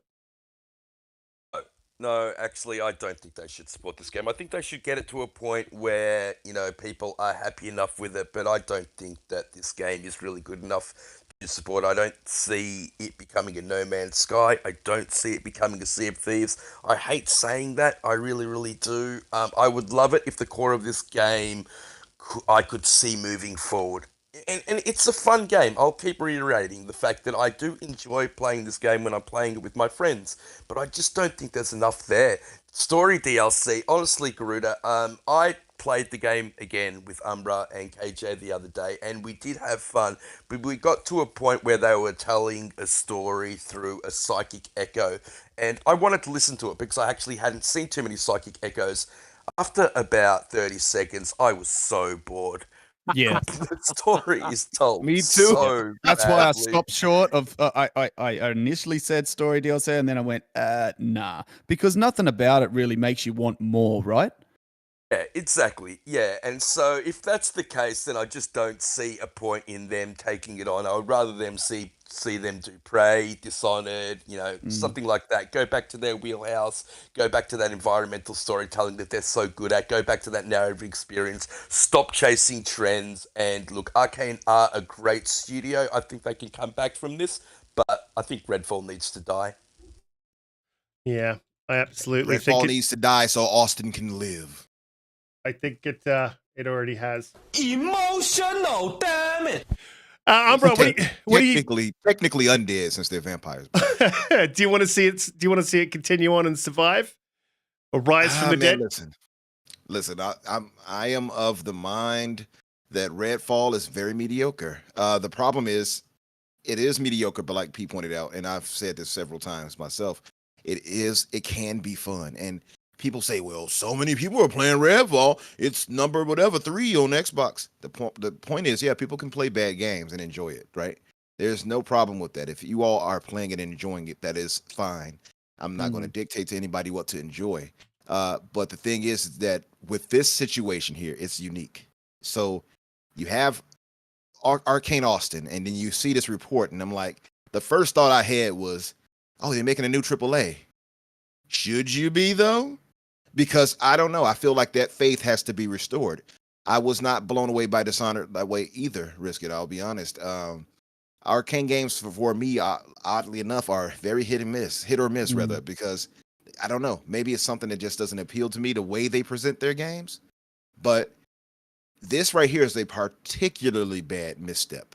And as Garuda even said, and I've said it several times myself, I've even written about it, is that Redfall is foundationally messed up. That's the problem. It's not a situation like Sea of Thieves where Sea of Thieves bones are there, they're fine, or any other game that can be added to later. This right here is something where if they put the time in properly, the only thing they would be able to really do here is put band-aids on this situation. Like, okay, we'll improve gunplay maybe a bit by adding something like this, little quality of life things. But you can't build a tower on a foundation of dog shit, right? Like, but the bones are what's the problem with this game. It's the lack of actual enemies across the map, the emptiness of the world, the lack of actual proper storytelling because you have still storyboard images. It's not engaging. You don't care about the story, and I've seen people playing it and they don't pay attention to the story whatsoever. So this whole thing about the narrative and all of that it's all false. Oh my Nobody God, cares about what's going on there. Have they found you? You hear the sirens in the background. Yeah, they're sending them after me now. Yeah, I was about to say, Umber's done now. Like, what you say about Redfall, sucker?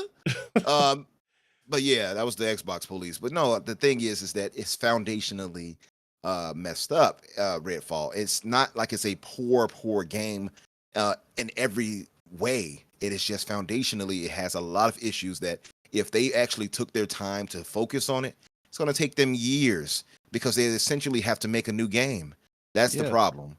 It's generic. So it is. And what would really be the case is they'll have to put a Band-Aid on it, fix certain things that they can fix.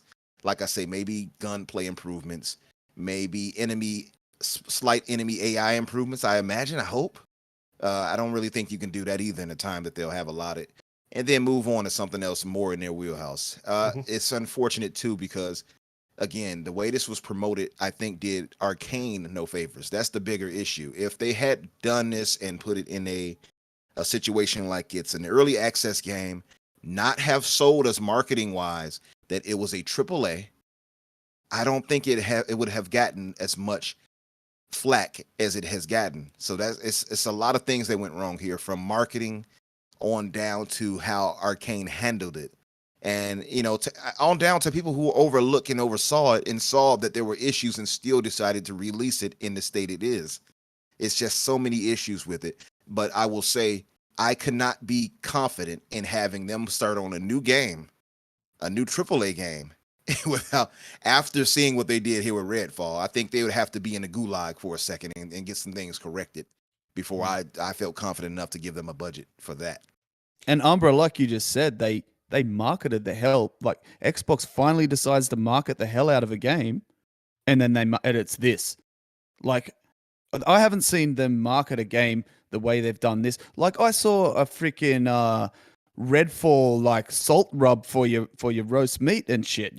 Like bite back. Did you know that barbecue rub was literally made down the road from? Well, it's the next suburb over from where I lived when I was a kid. Oh, really? Yeah. But you got some vampires in your neighborhood. You better watch out, Risk. They spent the budget on marketing and not the game. Like, ugh. Yeah, but it's not the same money. It's not the same. I just read something from Sappho. He says it's got to be optimized. Yeah, it's got to be optimized. But he says storyboard images weren't bad up until people started complaining about it. People started complaining about it because they were storyboard images, Sappho. One thing led to the other. That's spicy meatball. Yes. We got to work with Riskit on improving his timing. No, it's just, it was a poor way. It's a poor way, like Riskit said, it's a poor way for a AAA. And again, it's a AA masquerading as a AAA. That's one. Two, you play this game and you see these storyboards, you lose interest 100% of the time.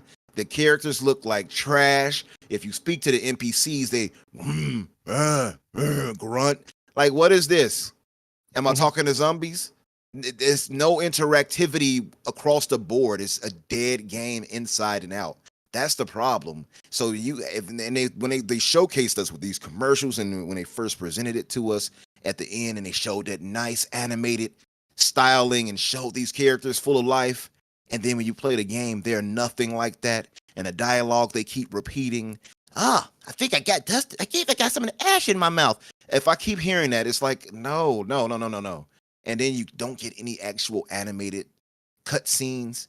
The game feels like, I don't know. And again, it was presented as AAA. The game feels poor when you look at all these things combined. Yeah, Dude, the stealth kill I don't want animation. to What look, the hell? guys. I don't want to keep dumping on Redfall hard because we've done that. We've done that quite a bit. But I think it's pretty clear that for the most part, and we haven't gone to Bushido, and we will for the most part. We're pretty happy to see them move on to another AAA. Bushido, is that what you would like to see happen? Just let it drop, move on, and good to go.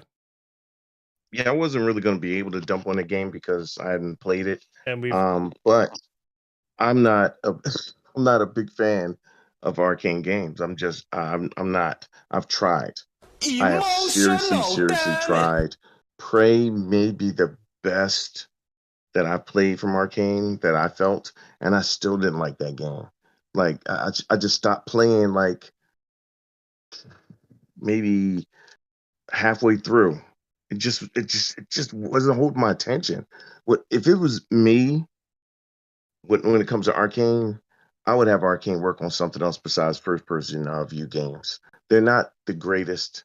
They get okay reviews. They're mid games. Work on something else. Try something different outside of this type of game. Try a different type of game too. Also, look, you tried sci-fi once. Try it again. You tried horror. You failed. Look, you could try it again, but try a different concept. I think they should be making immersive sim games. I think me that's too. what they're great at. I don't think there's enough of them out there. What we've already lost Deus Ex, what we're going to lose Dishonored and Prey now. I don't like that. I think that's what they should be focusing on. Well, they're making Yeah, a I new just don't IP, like so I think they'll be going away from it in some way anyway. Who knows? Yeah. I just don't. Just from my opinion, I don't like their games. And if it was up to me, just me, this is what I would have them do. I just don't like their concepts. I don't like their games. The last good game was Dishonored or Thief or whatever. But I'm just not a big fan of their games. And a game like this to come out in this state is look, I know art design and creative direction, that's what you decide to do, but man, the game just really didn't look intriguing to me at all. The concepts of certain parts of the game was pretty cool, but it just missed with everything else. You can't have one part be good and then the other 3 or 4 parts being so or bad. And then to top it off, the game is not attractive looking. And then the AI isn't working right. And like Umbra said about um, um, the NPCs, you have them saying the same. That does drive me bananas. Either the NPCs or my character saying the same freaking thing over and over again. How about we don't have 4 lines? How about we go with 10 lines so I don't have to hear the same thing over and over again, rotation 4 times. But yeah, I'm just me. This is me. I would just have them work on something else because obviously you're not that good at what you've been doing. Oof, Wow, that they are one of the best immersive sim developers in the world. I completely disagree Yeah. with that. That's fine. will- Yeah, that's fine. I will agree, Bushido, that their games are very polarizing from the player base. Like, for example, their games are they're critical darlings, but a game like Deathloop, for example, tends across the board, and most people you talk to in the gaming space say, I didn't like it. I loved the game. I absolutely adored the game. Like, I got what it was going for. It hooked me straight away, but I fully acknowledge that a hell of a lot of people Deathloop didn't resonate with them. And I that's actually just the do way. plan on playing that. I do plan on playing that. I loved the game. It was like one of my favorite I games. have to point out, Garuda, though, that Deathloop wasn't made by Austin. It was made by Leon. I know, I realize that, yeah, but also Prey on the flip side, being that is an Arkane Austin game, is is adored by a hell of a lot of the True. player base as well. So it has a really cult is. following. It has a Although cult I following. will say, I will be honest and say though, praise that for all the praise I've seen people giving it when I was playing it, it did not catch me like that. Maybe I have to give it Apparently, more the game was time. transformed when it got the 60 FPS update, Umbra. I'm not sure Yeah. if that's the case, but It could. can't be. see how I've also heard every people say game- that later game- on, maybe like 2 hours in, it really hits. So Oh, maybe that's what it is. I that don't sounds know. like a PlayStation type game. I put some hours in. Yeah. I gotta It's say. not easy. It's not, it's not, Look, it's not Sappho easy said, making an immersive sim game. It's just not like having multiple systems overlapping, Mm. multiple game mechanics allowing you to get into rooms in different type of situations. It takes a very talented studio to do that, and I get that the games aren't for everybody, but they're so few and far between now that I just don't think that a studio that has proven to be very talented in making immersive sims, I don't think they should be moving away from that. I didn't even really like Dishonored that much. Sorry, not Dishonored. Deathloop that much either. no, I didn't I either. didn't really appreciate Deathloop either. But Sappho in the chat said, no, I think they need to continue to take chances, take risks, but perhaps Xbox needs to provide more oversight. I don't like studios being locked into one thing. Yeah, I definitely agree with that. And I think what he's saying Same. is, Pete! No! But that studio's been playing that game before they got the Xbox. That was before Xbox. I could understand with anything else moving forward, but you can't really blame that one on Xbox. It was listen, you could blame the Yeah. marketing, the hype, but Mhm. that game was already in It was. in motion. well, no, you can I in the know way that, but you can in the way that Xbox should have stopped that game from releasing. yeah. Quite simply I that. agree. Like, and that Facts. is on them. Facts. So it's- Oversight for sure on Xbox as Yeah. far as that goes. Right. Development definitely on Austin. And Yeah. Definitely people on who I mean, you oversaw could have- them before Microsoft stepped in. Yep. I would have even Right. preferred that they canned it and said, "Look, we're moving on," than do what they did. But I think that I think the game actually has potential.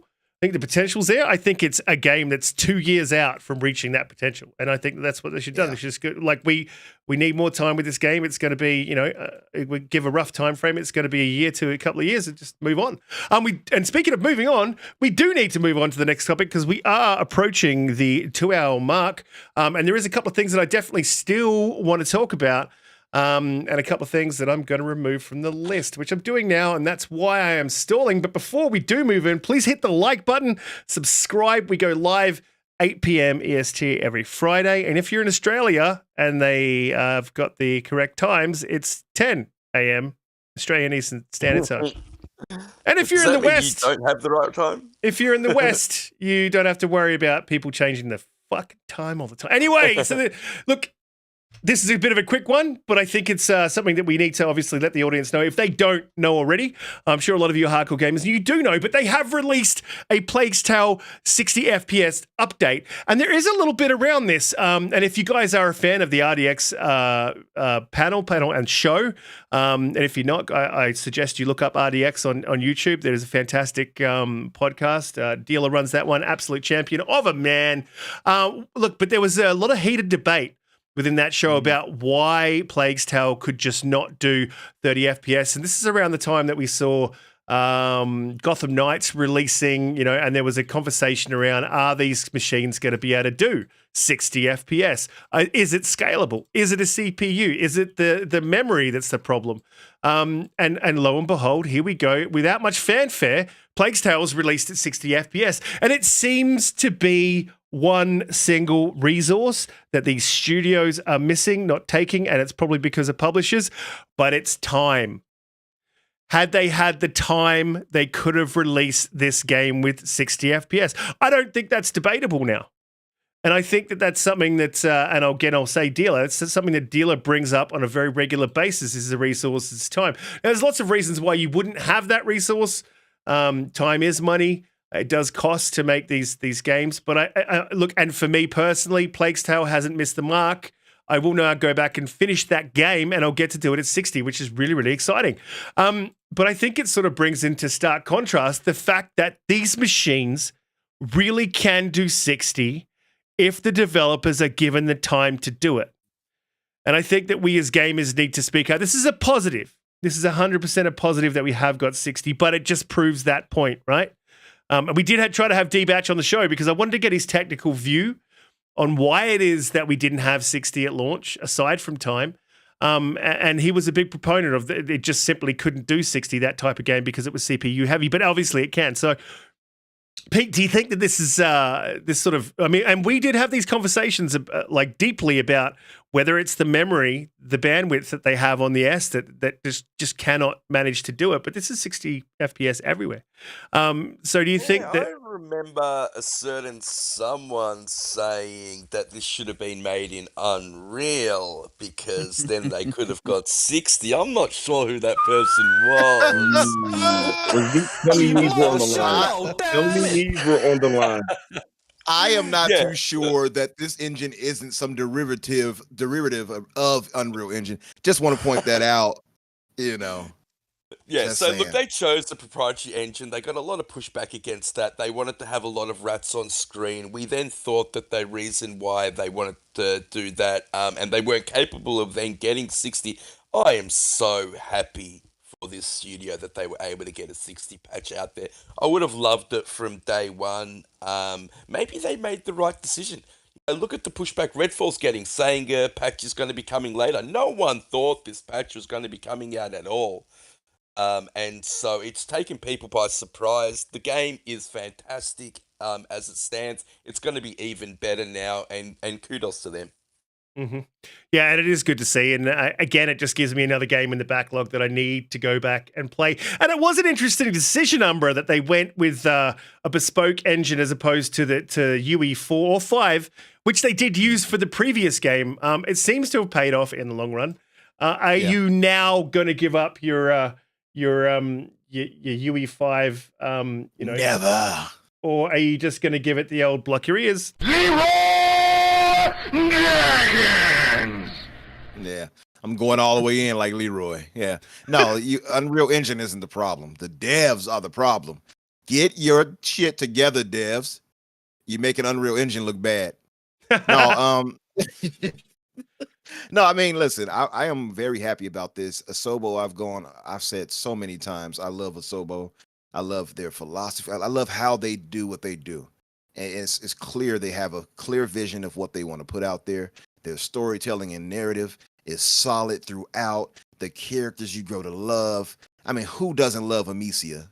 How can you not? And that, by the way, is, I want to just say this. That's the proper way. And I know it might sound kind of, I don't know, misogynist to say that's the proper way to present a heroine. But my thing is like, look how they present her.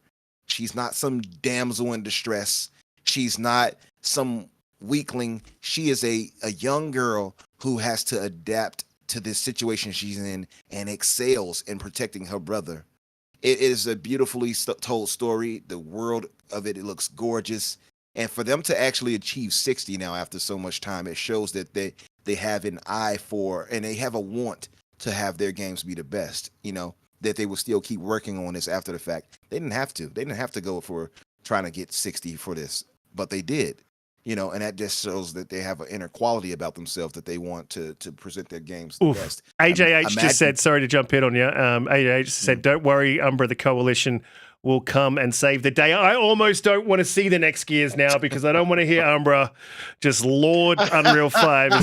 Sorry to interrupt. Just imagine how gorgeous Gears 6 is going to look, AJH. Yeah. All that UE slander you all have been giving. The coalition is going to come through, like he said, and show you all how it's done. But listen, with Asobo, I feel like if you give them the proper time and the proper budget, imagine them being acquired by Xbox and made Why into the powerhouse they should be. them? I don't know. Plague Tale and Microsoft Flight Simulator. It's got Microsoft in the title, for goodness sake. Absolutely.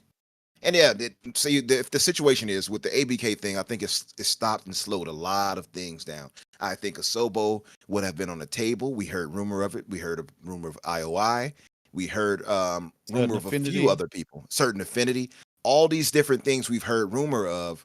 And I think the ABK thing slowed that down. I still think that they will go for them after it's settled or whatever happens. I have to say, though, I do have a certain affinity for all of those studios.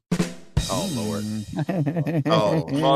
Where's the rum shot at? Where's the boo sound? Do we have that here? Boo. There you go. That'll do for now. Yeah.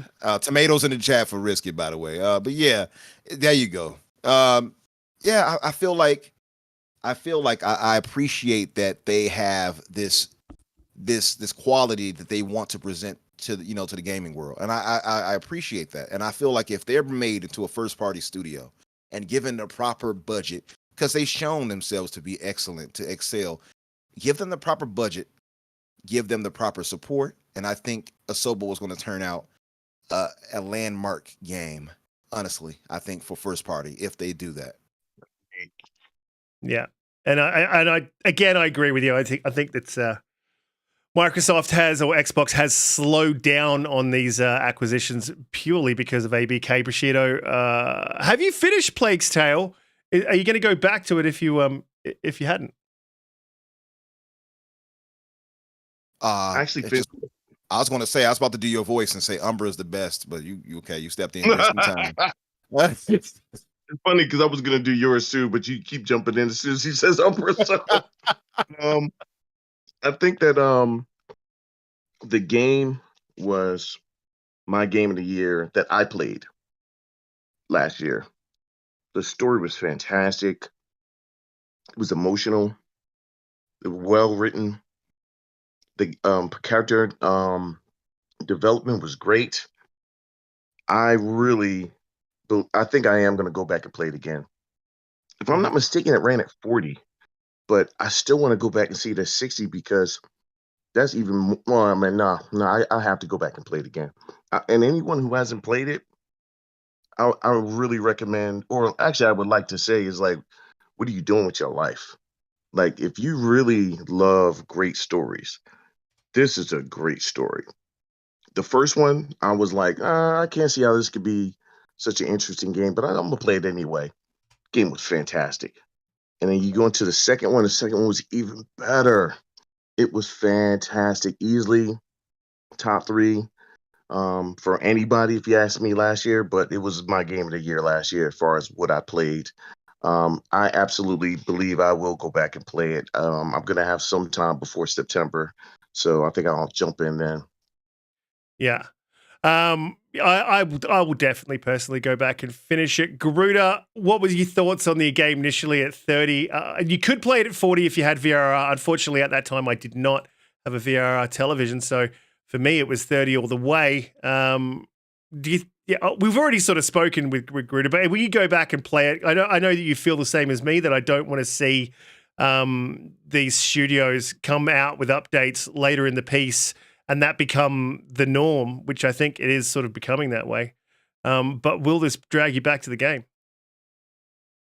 Yeah, so I actually started playing it for the last couple of days. I've only an hour or two into it so far, but my story with Plague Tale goes in preparation for the Plague Tale Requiem, the sequel to the original.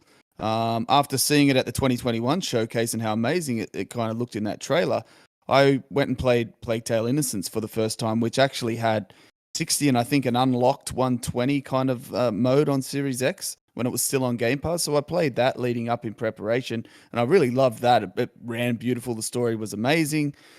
And then Requiem dropped, and I loaded it up, and just before it released, there was rumors that reviewers were saying there's no performance mode, and lo and behold, it did launch with no performance mode, and it did have the 40 FPS if you had VRR display, which I do have. So I loaded it up and thought I'll check it out. It's a slow kind of game. It's a stealth based game. It shouldn't be too much of a worry. Man, I could not play Plague Tale Requiem for more than 10 minutes. It was just so blurry and fuzzy when you moved the camera. It had a really noisy look to it. It was very fuzzy and messy. I turned off chromatic aberration and also the motion blur. It was still horrible, even at 40. I mean, I think I'm just that spoilt with it now. And now loading it back up 2 days ago when the 60 FPS patch first dropped. I jumped between the two modes, between 40 and 60, and man, it is night and day. Any resolution or fidelity sacrifice that you have to make for 60 FPS is never going to be an issue. It's worth it. Like, Agreed. it makes the whole image, even though you're losing raw fidelity and resolution by going to 60 FPS, it makes the rest of the image look better and more cohesive just because it's not messy and blurry, right? So it's transformed the game. It's taken the game from unplayable for me personally to, wow, this looks amazing. I can't wait to keep playing. So yeah, look, I'm glad I don't have the FOMO thing that a lot of people have. And look, I get it that games are exciting and we love games, and that's people just want to play them at launch. But if it's not feature complete and there's things that I think it's lacking or that might come later, I just don't play them, and I end up being the winner because I play the game feature complete later, and also for either nothing or a lot less, and like you win by waiting. So it's another example of why you don't play at launch. Yeah, look, Good, I absolutely. appreciate Just you, speaking of playing at launch, guys, look, if you're playing games are released in new, I'll just sort of make this a blanket rule in the chat going forward. We have a pretty hefty disdain for spoilers. So Yeah. often a lot of us haven't quite finished the games, and if you're dropping spoilers about what happens at the end of a game in the chat, please don't do that here. I understand that was probably just a mistake and an oversight, but please do not do that. I've seen a little part of what you're talking about there, and I hope it's not what I'm thinking, because you've just pretty much killed the story for me if it's what I'm thinking it is. So yeah, just please think Killed twice it for about me that in the too, future. mate. Yeah. So don't do that. Like we obviously appreciate everyone in the chat, and you guys having conversations about whatever. But just spoilers. Be aware that some people haven't played some of these games. Well, look, we'll move on to the next topic. I blame Bushido for all of that. It definitely was Bushido's fault. He's a negative influence. He is anywhere he goes. So look, we will move on to the next topic because we're like really running over here, and there's still a couple that I want to cover. And look, I want to just quickly, very briefly, and I'll just go to Garuda on this one. Talk about the ROG Ally. Now, this released its specs. They had a bit of a showcase, or I guess a deep dive. Now, look, I'll pitch it like this. There's a lot of people saying that this doesn't quite overtake the Steam Deck, and I know that Garuda was super excited for it. So the Asus ROG Ally spec sheet. It's a 4nm processor, AMD Zen 4, 12 cores. This is the top one. AMD RDNA 3, 16 gigabits of RAM. Storage is 512. That's a bit of a NVMe SSD. That's a bit of a thing for me. It does play at its native resolution is HD, not UHD. And it has a refresh rate, or up to a refresh rate of 120 hertz. I would advise people to be careful, because often I think what you'll be getting is 60, regardless of the power of the machine. Now, I would pitch this as the console player's handheld, whereas I believe the Steam Deck is more of a PC player's handheld because it requires tinkering to get to and do certain things if you want to go outside the Steam store. But this particular handheld does basically come with Game Pass. So they pitched Game Pass a hell of a lot on the sit down, the deep dive. So, Garuda, you're obviously excited for this, and you know you're going to get it. So talk to me about it. You're actually buying something, which is amazing. Yeah, see, all these money that I save on broken launch games, I can spend it on hardware and things that actually matter.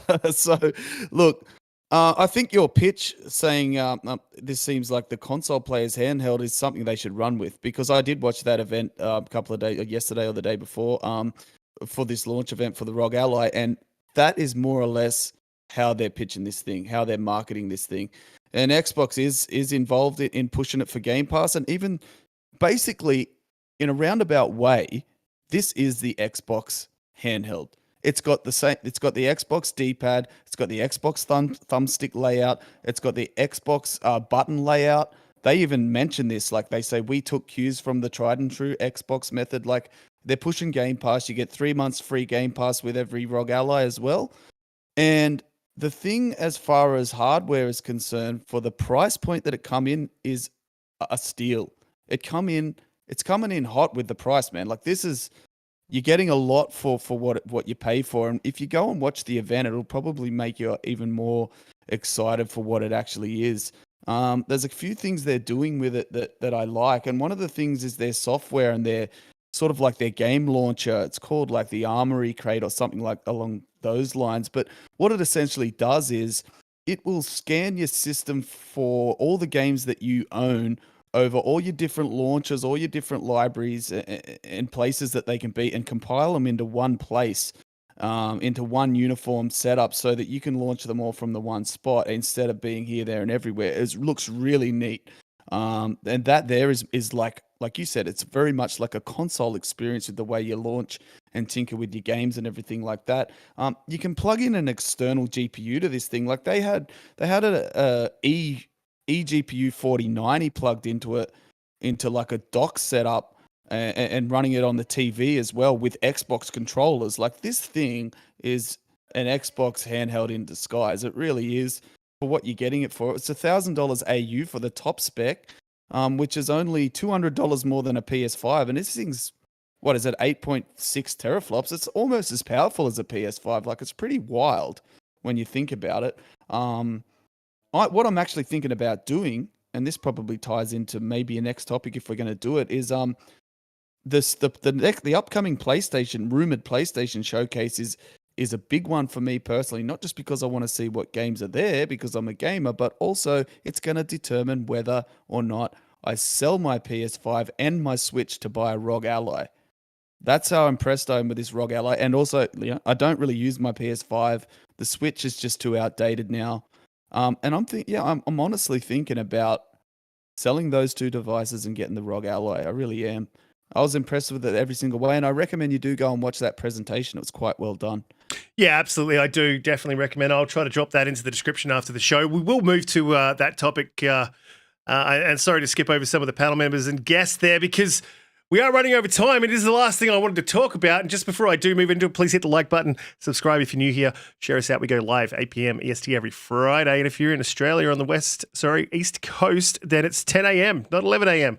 And just one thing I'll throw in before we jump into the PlayStation showcase and what we expect, hope, and what they need to do to win back some of the confidence. I think they'll just charge everyone more for the games that they already have. But Capcom has announced that they are having a Street Fighter beta June 2nd. So just letting everyone know that there is an open beta for Street Fighter 6. So keep your eye out for that in the store. PlayStation Showcase, what do they need to do? What do we think we're going to see? We've seen, I've skipped over a bit of a topic, and we've seen that there may be a bit of a deal going on with Konami as well. And so we might see games like Metal Gear Solid. We'll definitely see Spider-Man 2, I believe, delayed to 2024. I think we'll see. I'm kidding. Don't quote me on that. I think we're going to see a little bit more of Wolverine. They've already showed that. I feel like they have to show some more. They're going to come with some bangers. They really do have to come with some bangers. And I think they need to come with some third party, because I don't think they have anything first party ready, which is why they have been so quiet. I don't see them dropping anything in the 6 months preceding the show.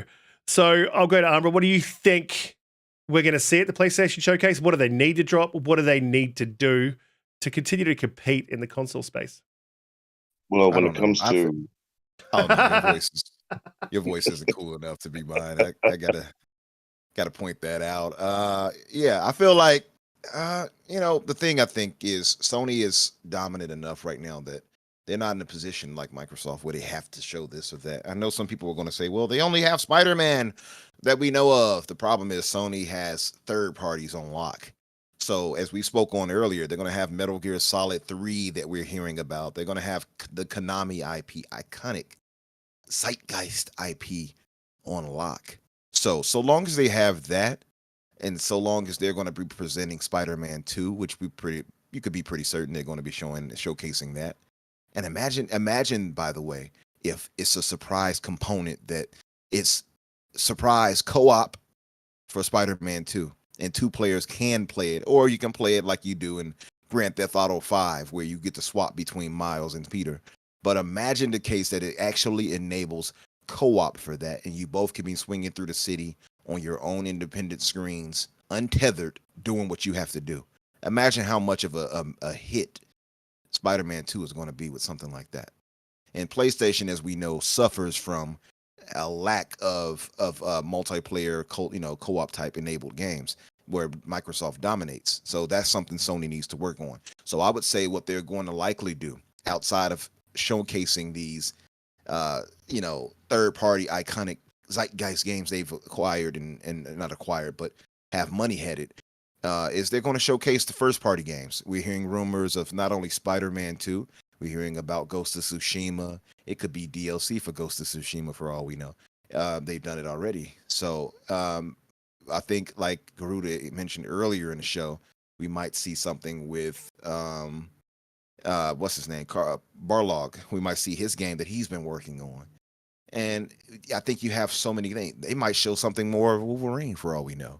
I think all PlayStation needs to do is do what they've continued to do, and that is showcase the money head deals they've made. And I see what you wrote, Risk. And showcase whatever first party games. All this time they've been delayed. It has only given their first party teams more time to get their work put out there, because as we had heard, the rumor was that they didn't showcase they didn't put out a showcase rather before because of COVID and things had affected developers too, just not to the I guess the degree that Microsoft teams had been affected.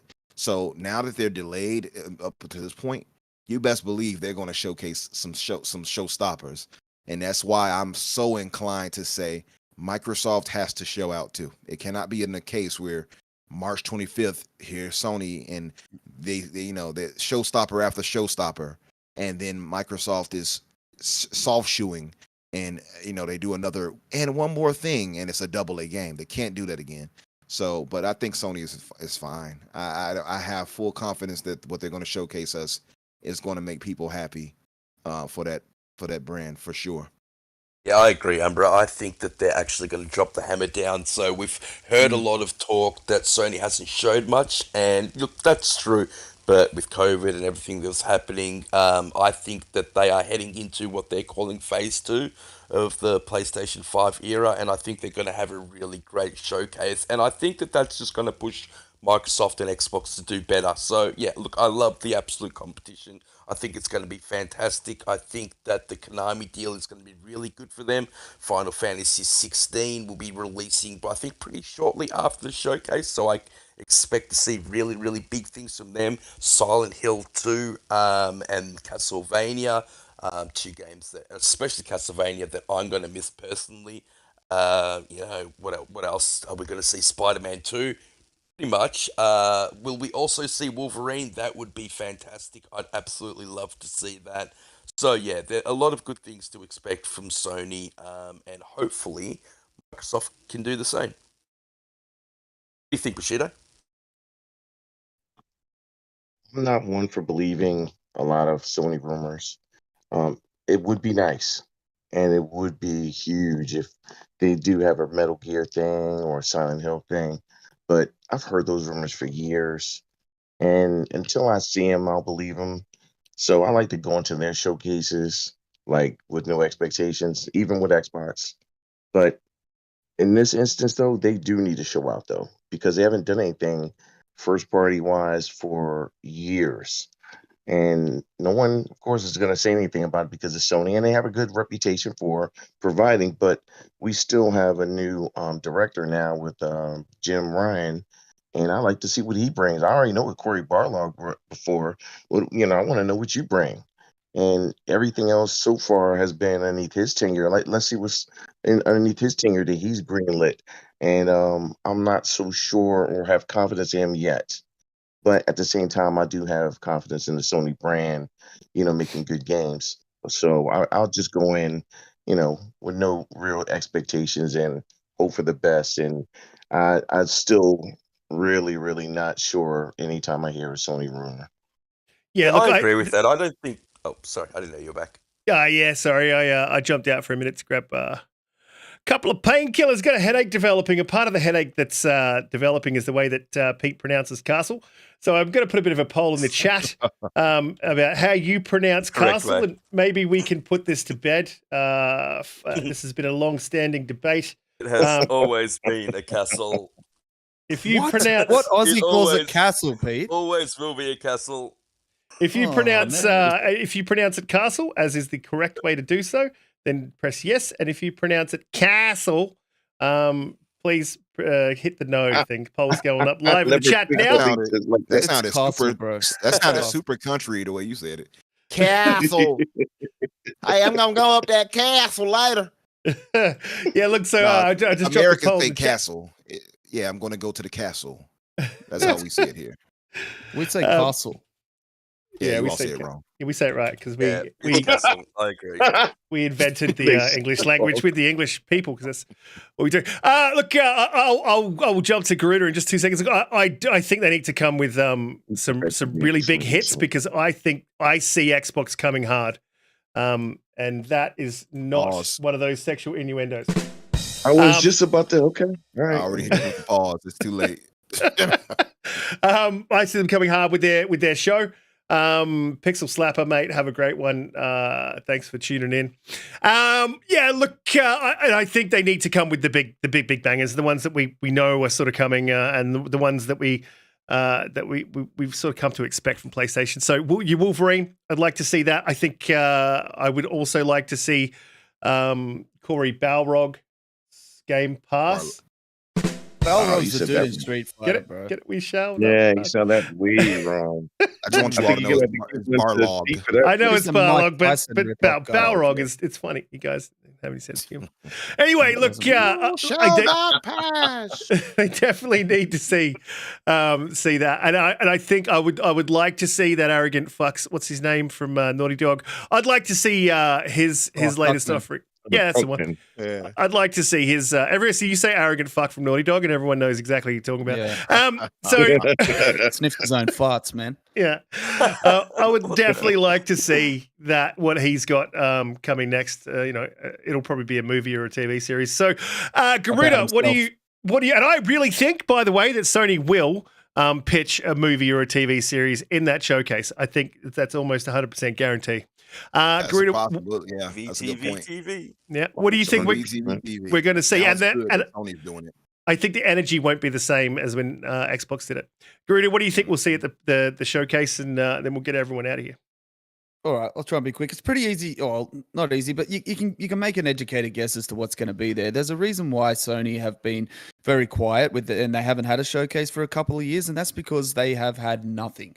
If you have a look at the reason why, it's because a lot of their big blue chip studios, they went late in the PS4 generation. Like Ghost of Tsushima released in 2020. Literally a couple of months before the PS5. Naughty Dog went with The Last of Us, I think, in 19. Last of Us 2, sorry. So a lot of their big studios that take 6, 7, 8 years to develop games, they just went.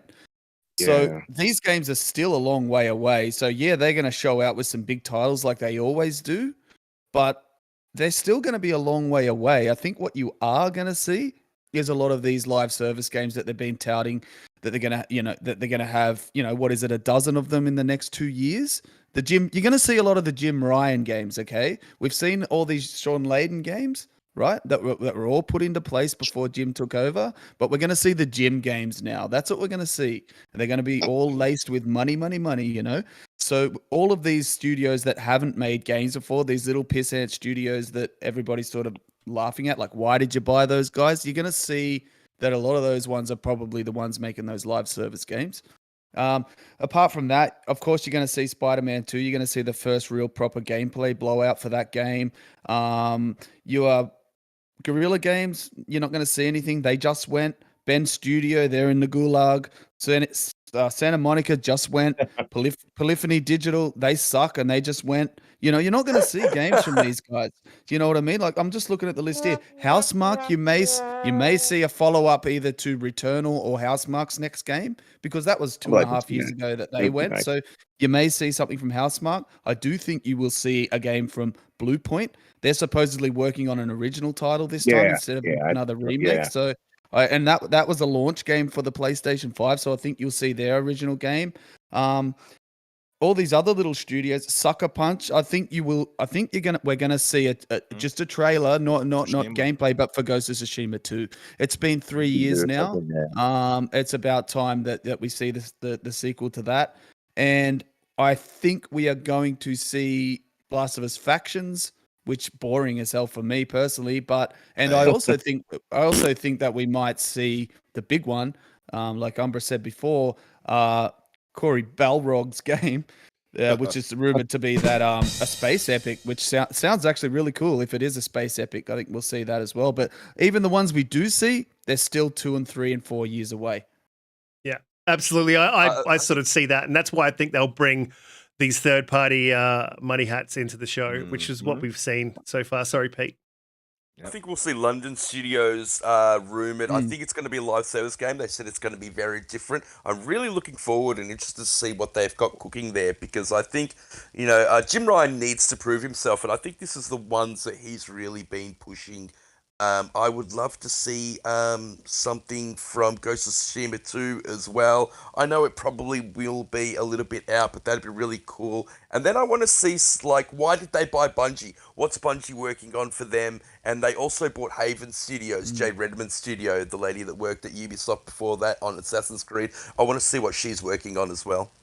Yeah, I think whatever they bring, I think it's going to be a successful show for them. Even though I believe the last state of plays have been, frankly, not great. Oh, just shit. Yeah.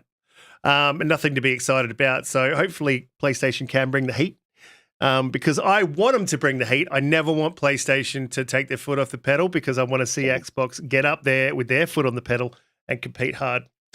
Look, that has been the show. Thank you guys in the chat for tuning in. You've been a whole bunch of absolute champions, and we appreciate every single one of you. I would go through and call you out, but there's been too many. We did have Colt pop in, so shout out to Colt if you're still listening, man. We really appreciate you popping by and showing your support. Garuda and Intruda, man, thank you for coming along to the show. Always love your takes. They usually align with mine, and they disalign with Pete's, and that is what I like to see. Let the people know where they let people know where they can find you, what your plans are for the future, what you'll be playing coming up next. Look, me and Pete didn't clash today. You know why? Because you didn't bait us like you usually do, man. So, but no, look, the pleasure is always mine, man. I even when I'm not on the show, I'm always listening. Sorry. Oh, I'll give you a bit of damage. Yeah, look, no, thanks for having me, man. I'm always available. I'm always happy to ride the bench, brother. So, yeah, man, you can't really find me anywhere except for on Twitter, and I'm not even very active there. You know what? If you want to find me, it's like 50% of the time it's right here on this show these days. So, yeah, I'm going to be playing Grounded or Vampire. I'm going to be playing Grounded and Vampire Survivors. Everybody's got their go-to games, right? But I'm also playing Plague Tale Requiem now that it's got its 60 FPS update, and I recommend everybody check that out. Absolutely. And if you do want to find anyone who has appeared on the show or any one of the panel members, you can head down to the description and you will find their links there. Mr. Bushido, thank you for jumping in at extremely short notice and giving us your takes today, man. And you will be able to find Bushido. It's not in there quite yet, but you will be able to find Bushido in the shows that he appears on. Let the people know where you do appear, where they can find you, and what you'll be up to in the week coming.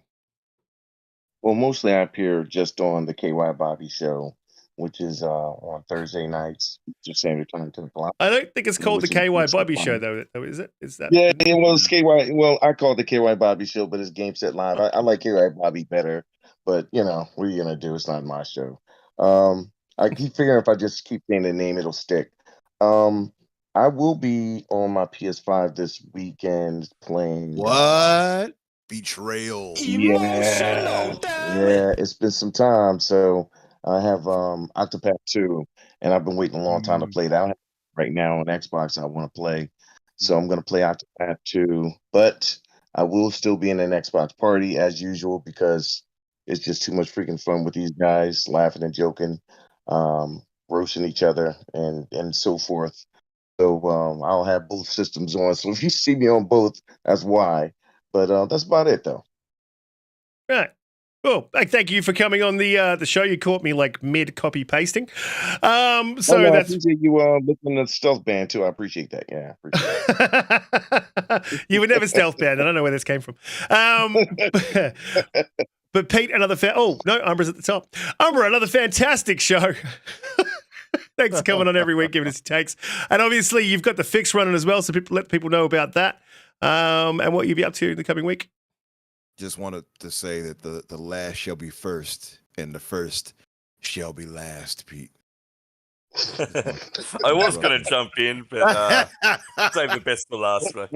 Yeah, second best for last. Anyway, so yeah, the fix. If you all have not subscribed to me, check me out here. Click my profile and go to my channel, or type me in here on YouTube. You'll find me, and or put in the fix. Well, no, just put in my name. You'll probably better find me that way. We're now going to our 6th week, so 6th episode. It's been pretty encouraging having people show up and support and things like that. So I appreciate you all that do support and do are subscribed. But if you're not, give a brother a subscription and come by sometime and support me. Myself and Daniel McGee on that. That's Thursdays at 8 o'clock Eastern, 7 o'clock for me. And yeah, you all can find me on Twitter, Infinite Umbra or Umbra Infinite. You'll find me either way. And of course, you'll see me also on the Xbox Factor with Boom and Cast on Tuesdays at 12 Eastern. And of course, here, as you all know. Much thanks and much love to the chat. And yeah, thanks Garuda for joining in, and Bushido too. Thank you. Yeah, Thank you. yeah. Well, see, I was gonna say something nice about the sticks, but since you guys like that. You called it the sticks though. See, so I knew I couldn't Wait, trust you on that. Isn't that the name? No. All right, well, It's the fix. all right. Okay. I'll tell you something I really like about your show, Umbra, apart from your dulcet tones. I like the way you guys have that ambient background music. It just gives like the show a real vibe, man. I like it. It sounds different to other shows. It's really unique. I like it, bro. Thank you, brother. Absolutely, and everyone loves a good vibe. So look, we'll mostly chicks. We'll just send this poll out, which came out at I believe it was 74% for Castle, and that's the way I see it. Yeah, guys, Are you all saying Castle with an R? Castle. And look, it's been an absolutely fantastic show, and everyone in the chat, you guys have been again amazing, and we really appreciate everyone coming through. If you want to find me, you can find me here. You can find me on Twitter. What about Pete? You can find. Oh my God, Pete! I tried to say it. Emotional, damn it! I don't remember asking. He's like, I'm not even hearing you. It's left in disgust. God, please, no, no. Pete, sorry. Thanks again. It's so good. It's because the people are shuffled around, so it's like it's messed with my flow, man. Pete, another fantastic show. Let people know where they can find you, what you be up to. How's your week looking? Everyone in the chat's like, oh my God. I also want to get into Fortnite and do that Star Wars thing. I got about 5,000 points. I need 6,000 more to get Darth Maul. Get on that if you haven't played it. I also want to play a little bit of Diablo 4 because they're having the server slam thing going. I just started my character before the show. Looking forward to getting back into that. Garuda, it was awesome to have you again on the bench. Bushido, you brought nothing to the show as usual. Riskit, awesome hosting job, bro. Umbra, really enjoying the fix, man. You and Daniel had a great chat the other day. I watched it last night. Yeah, fantastic, bro. Big things coming for that show, man. Thank you. Let's get out of here. Absolutely, big things coming. Anyway, we'll try. We'll try that again. I'm used to that. Whoa. We'll try that again. Look, guys in the chat. Hold on, that didn't come out right. You guys have been absolutely amazing. We appreciate every single one of you. And look, if you want to find me, you can find me here. You can find me on Twitter. All the links are in the description. Head down there. Click on that. Mr. Bushido is there, even though apparently he brought nothing to the show. That was a bit harsh, but you know. And we will see you all next week.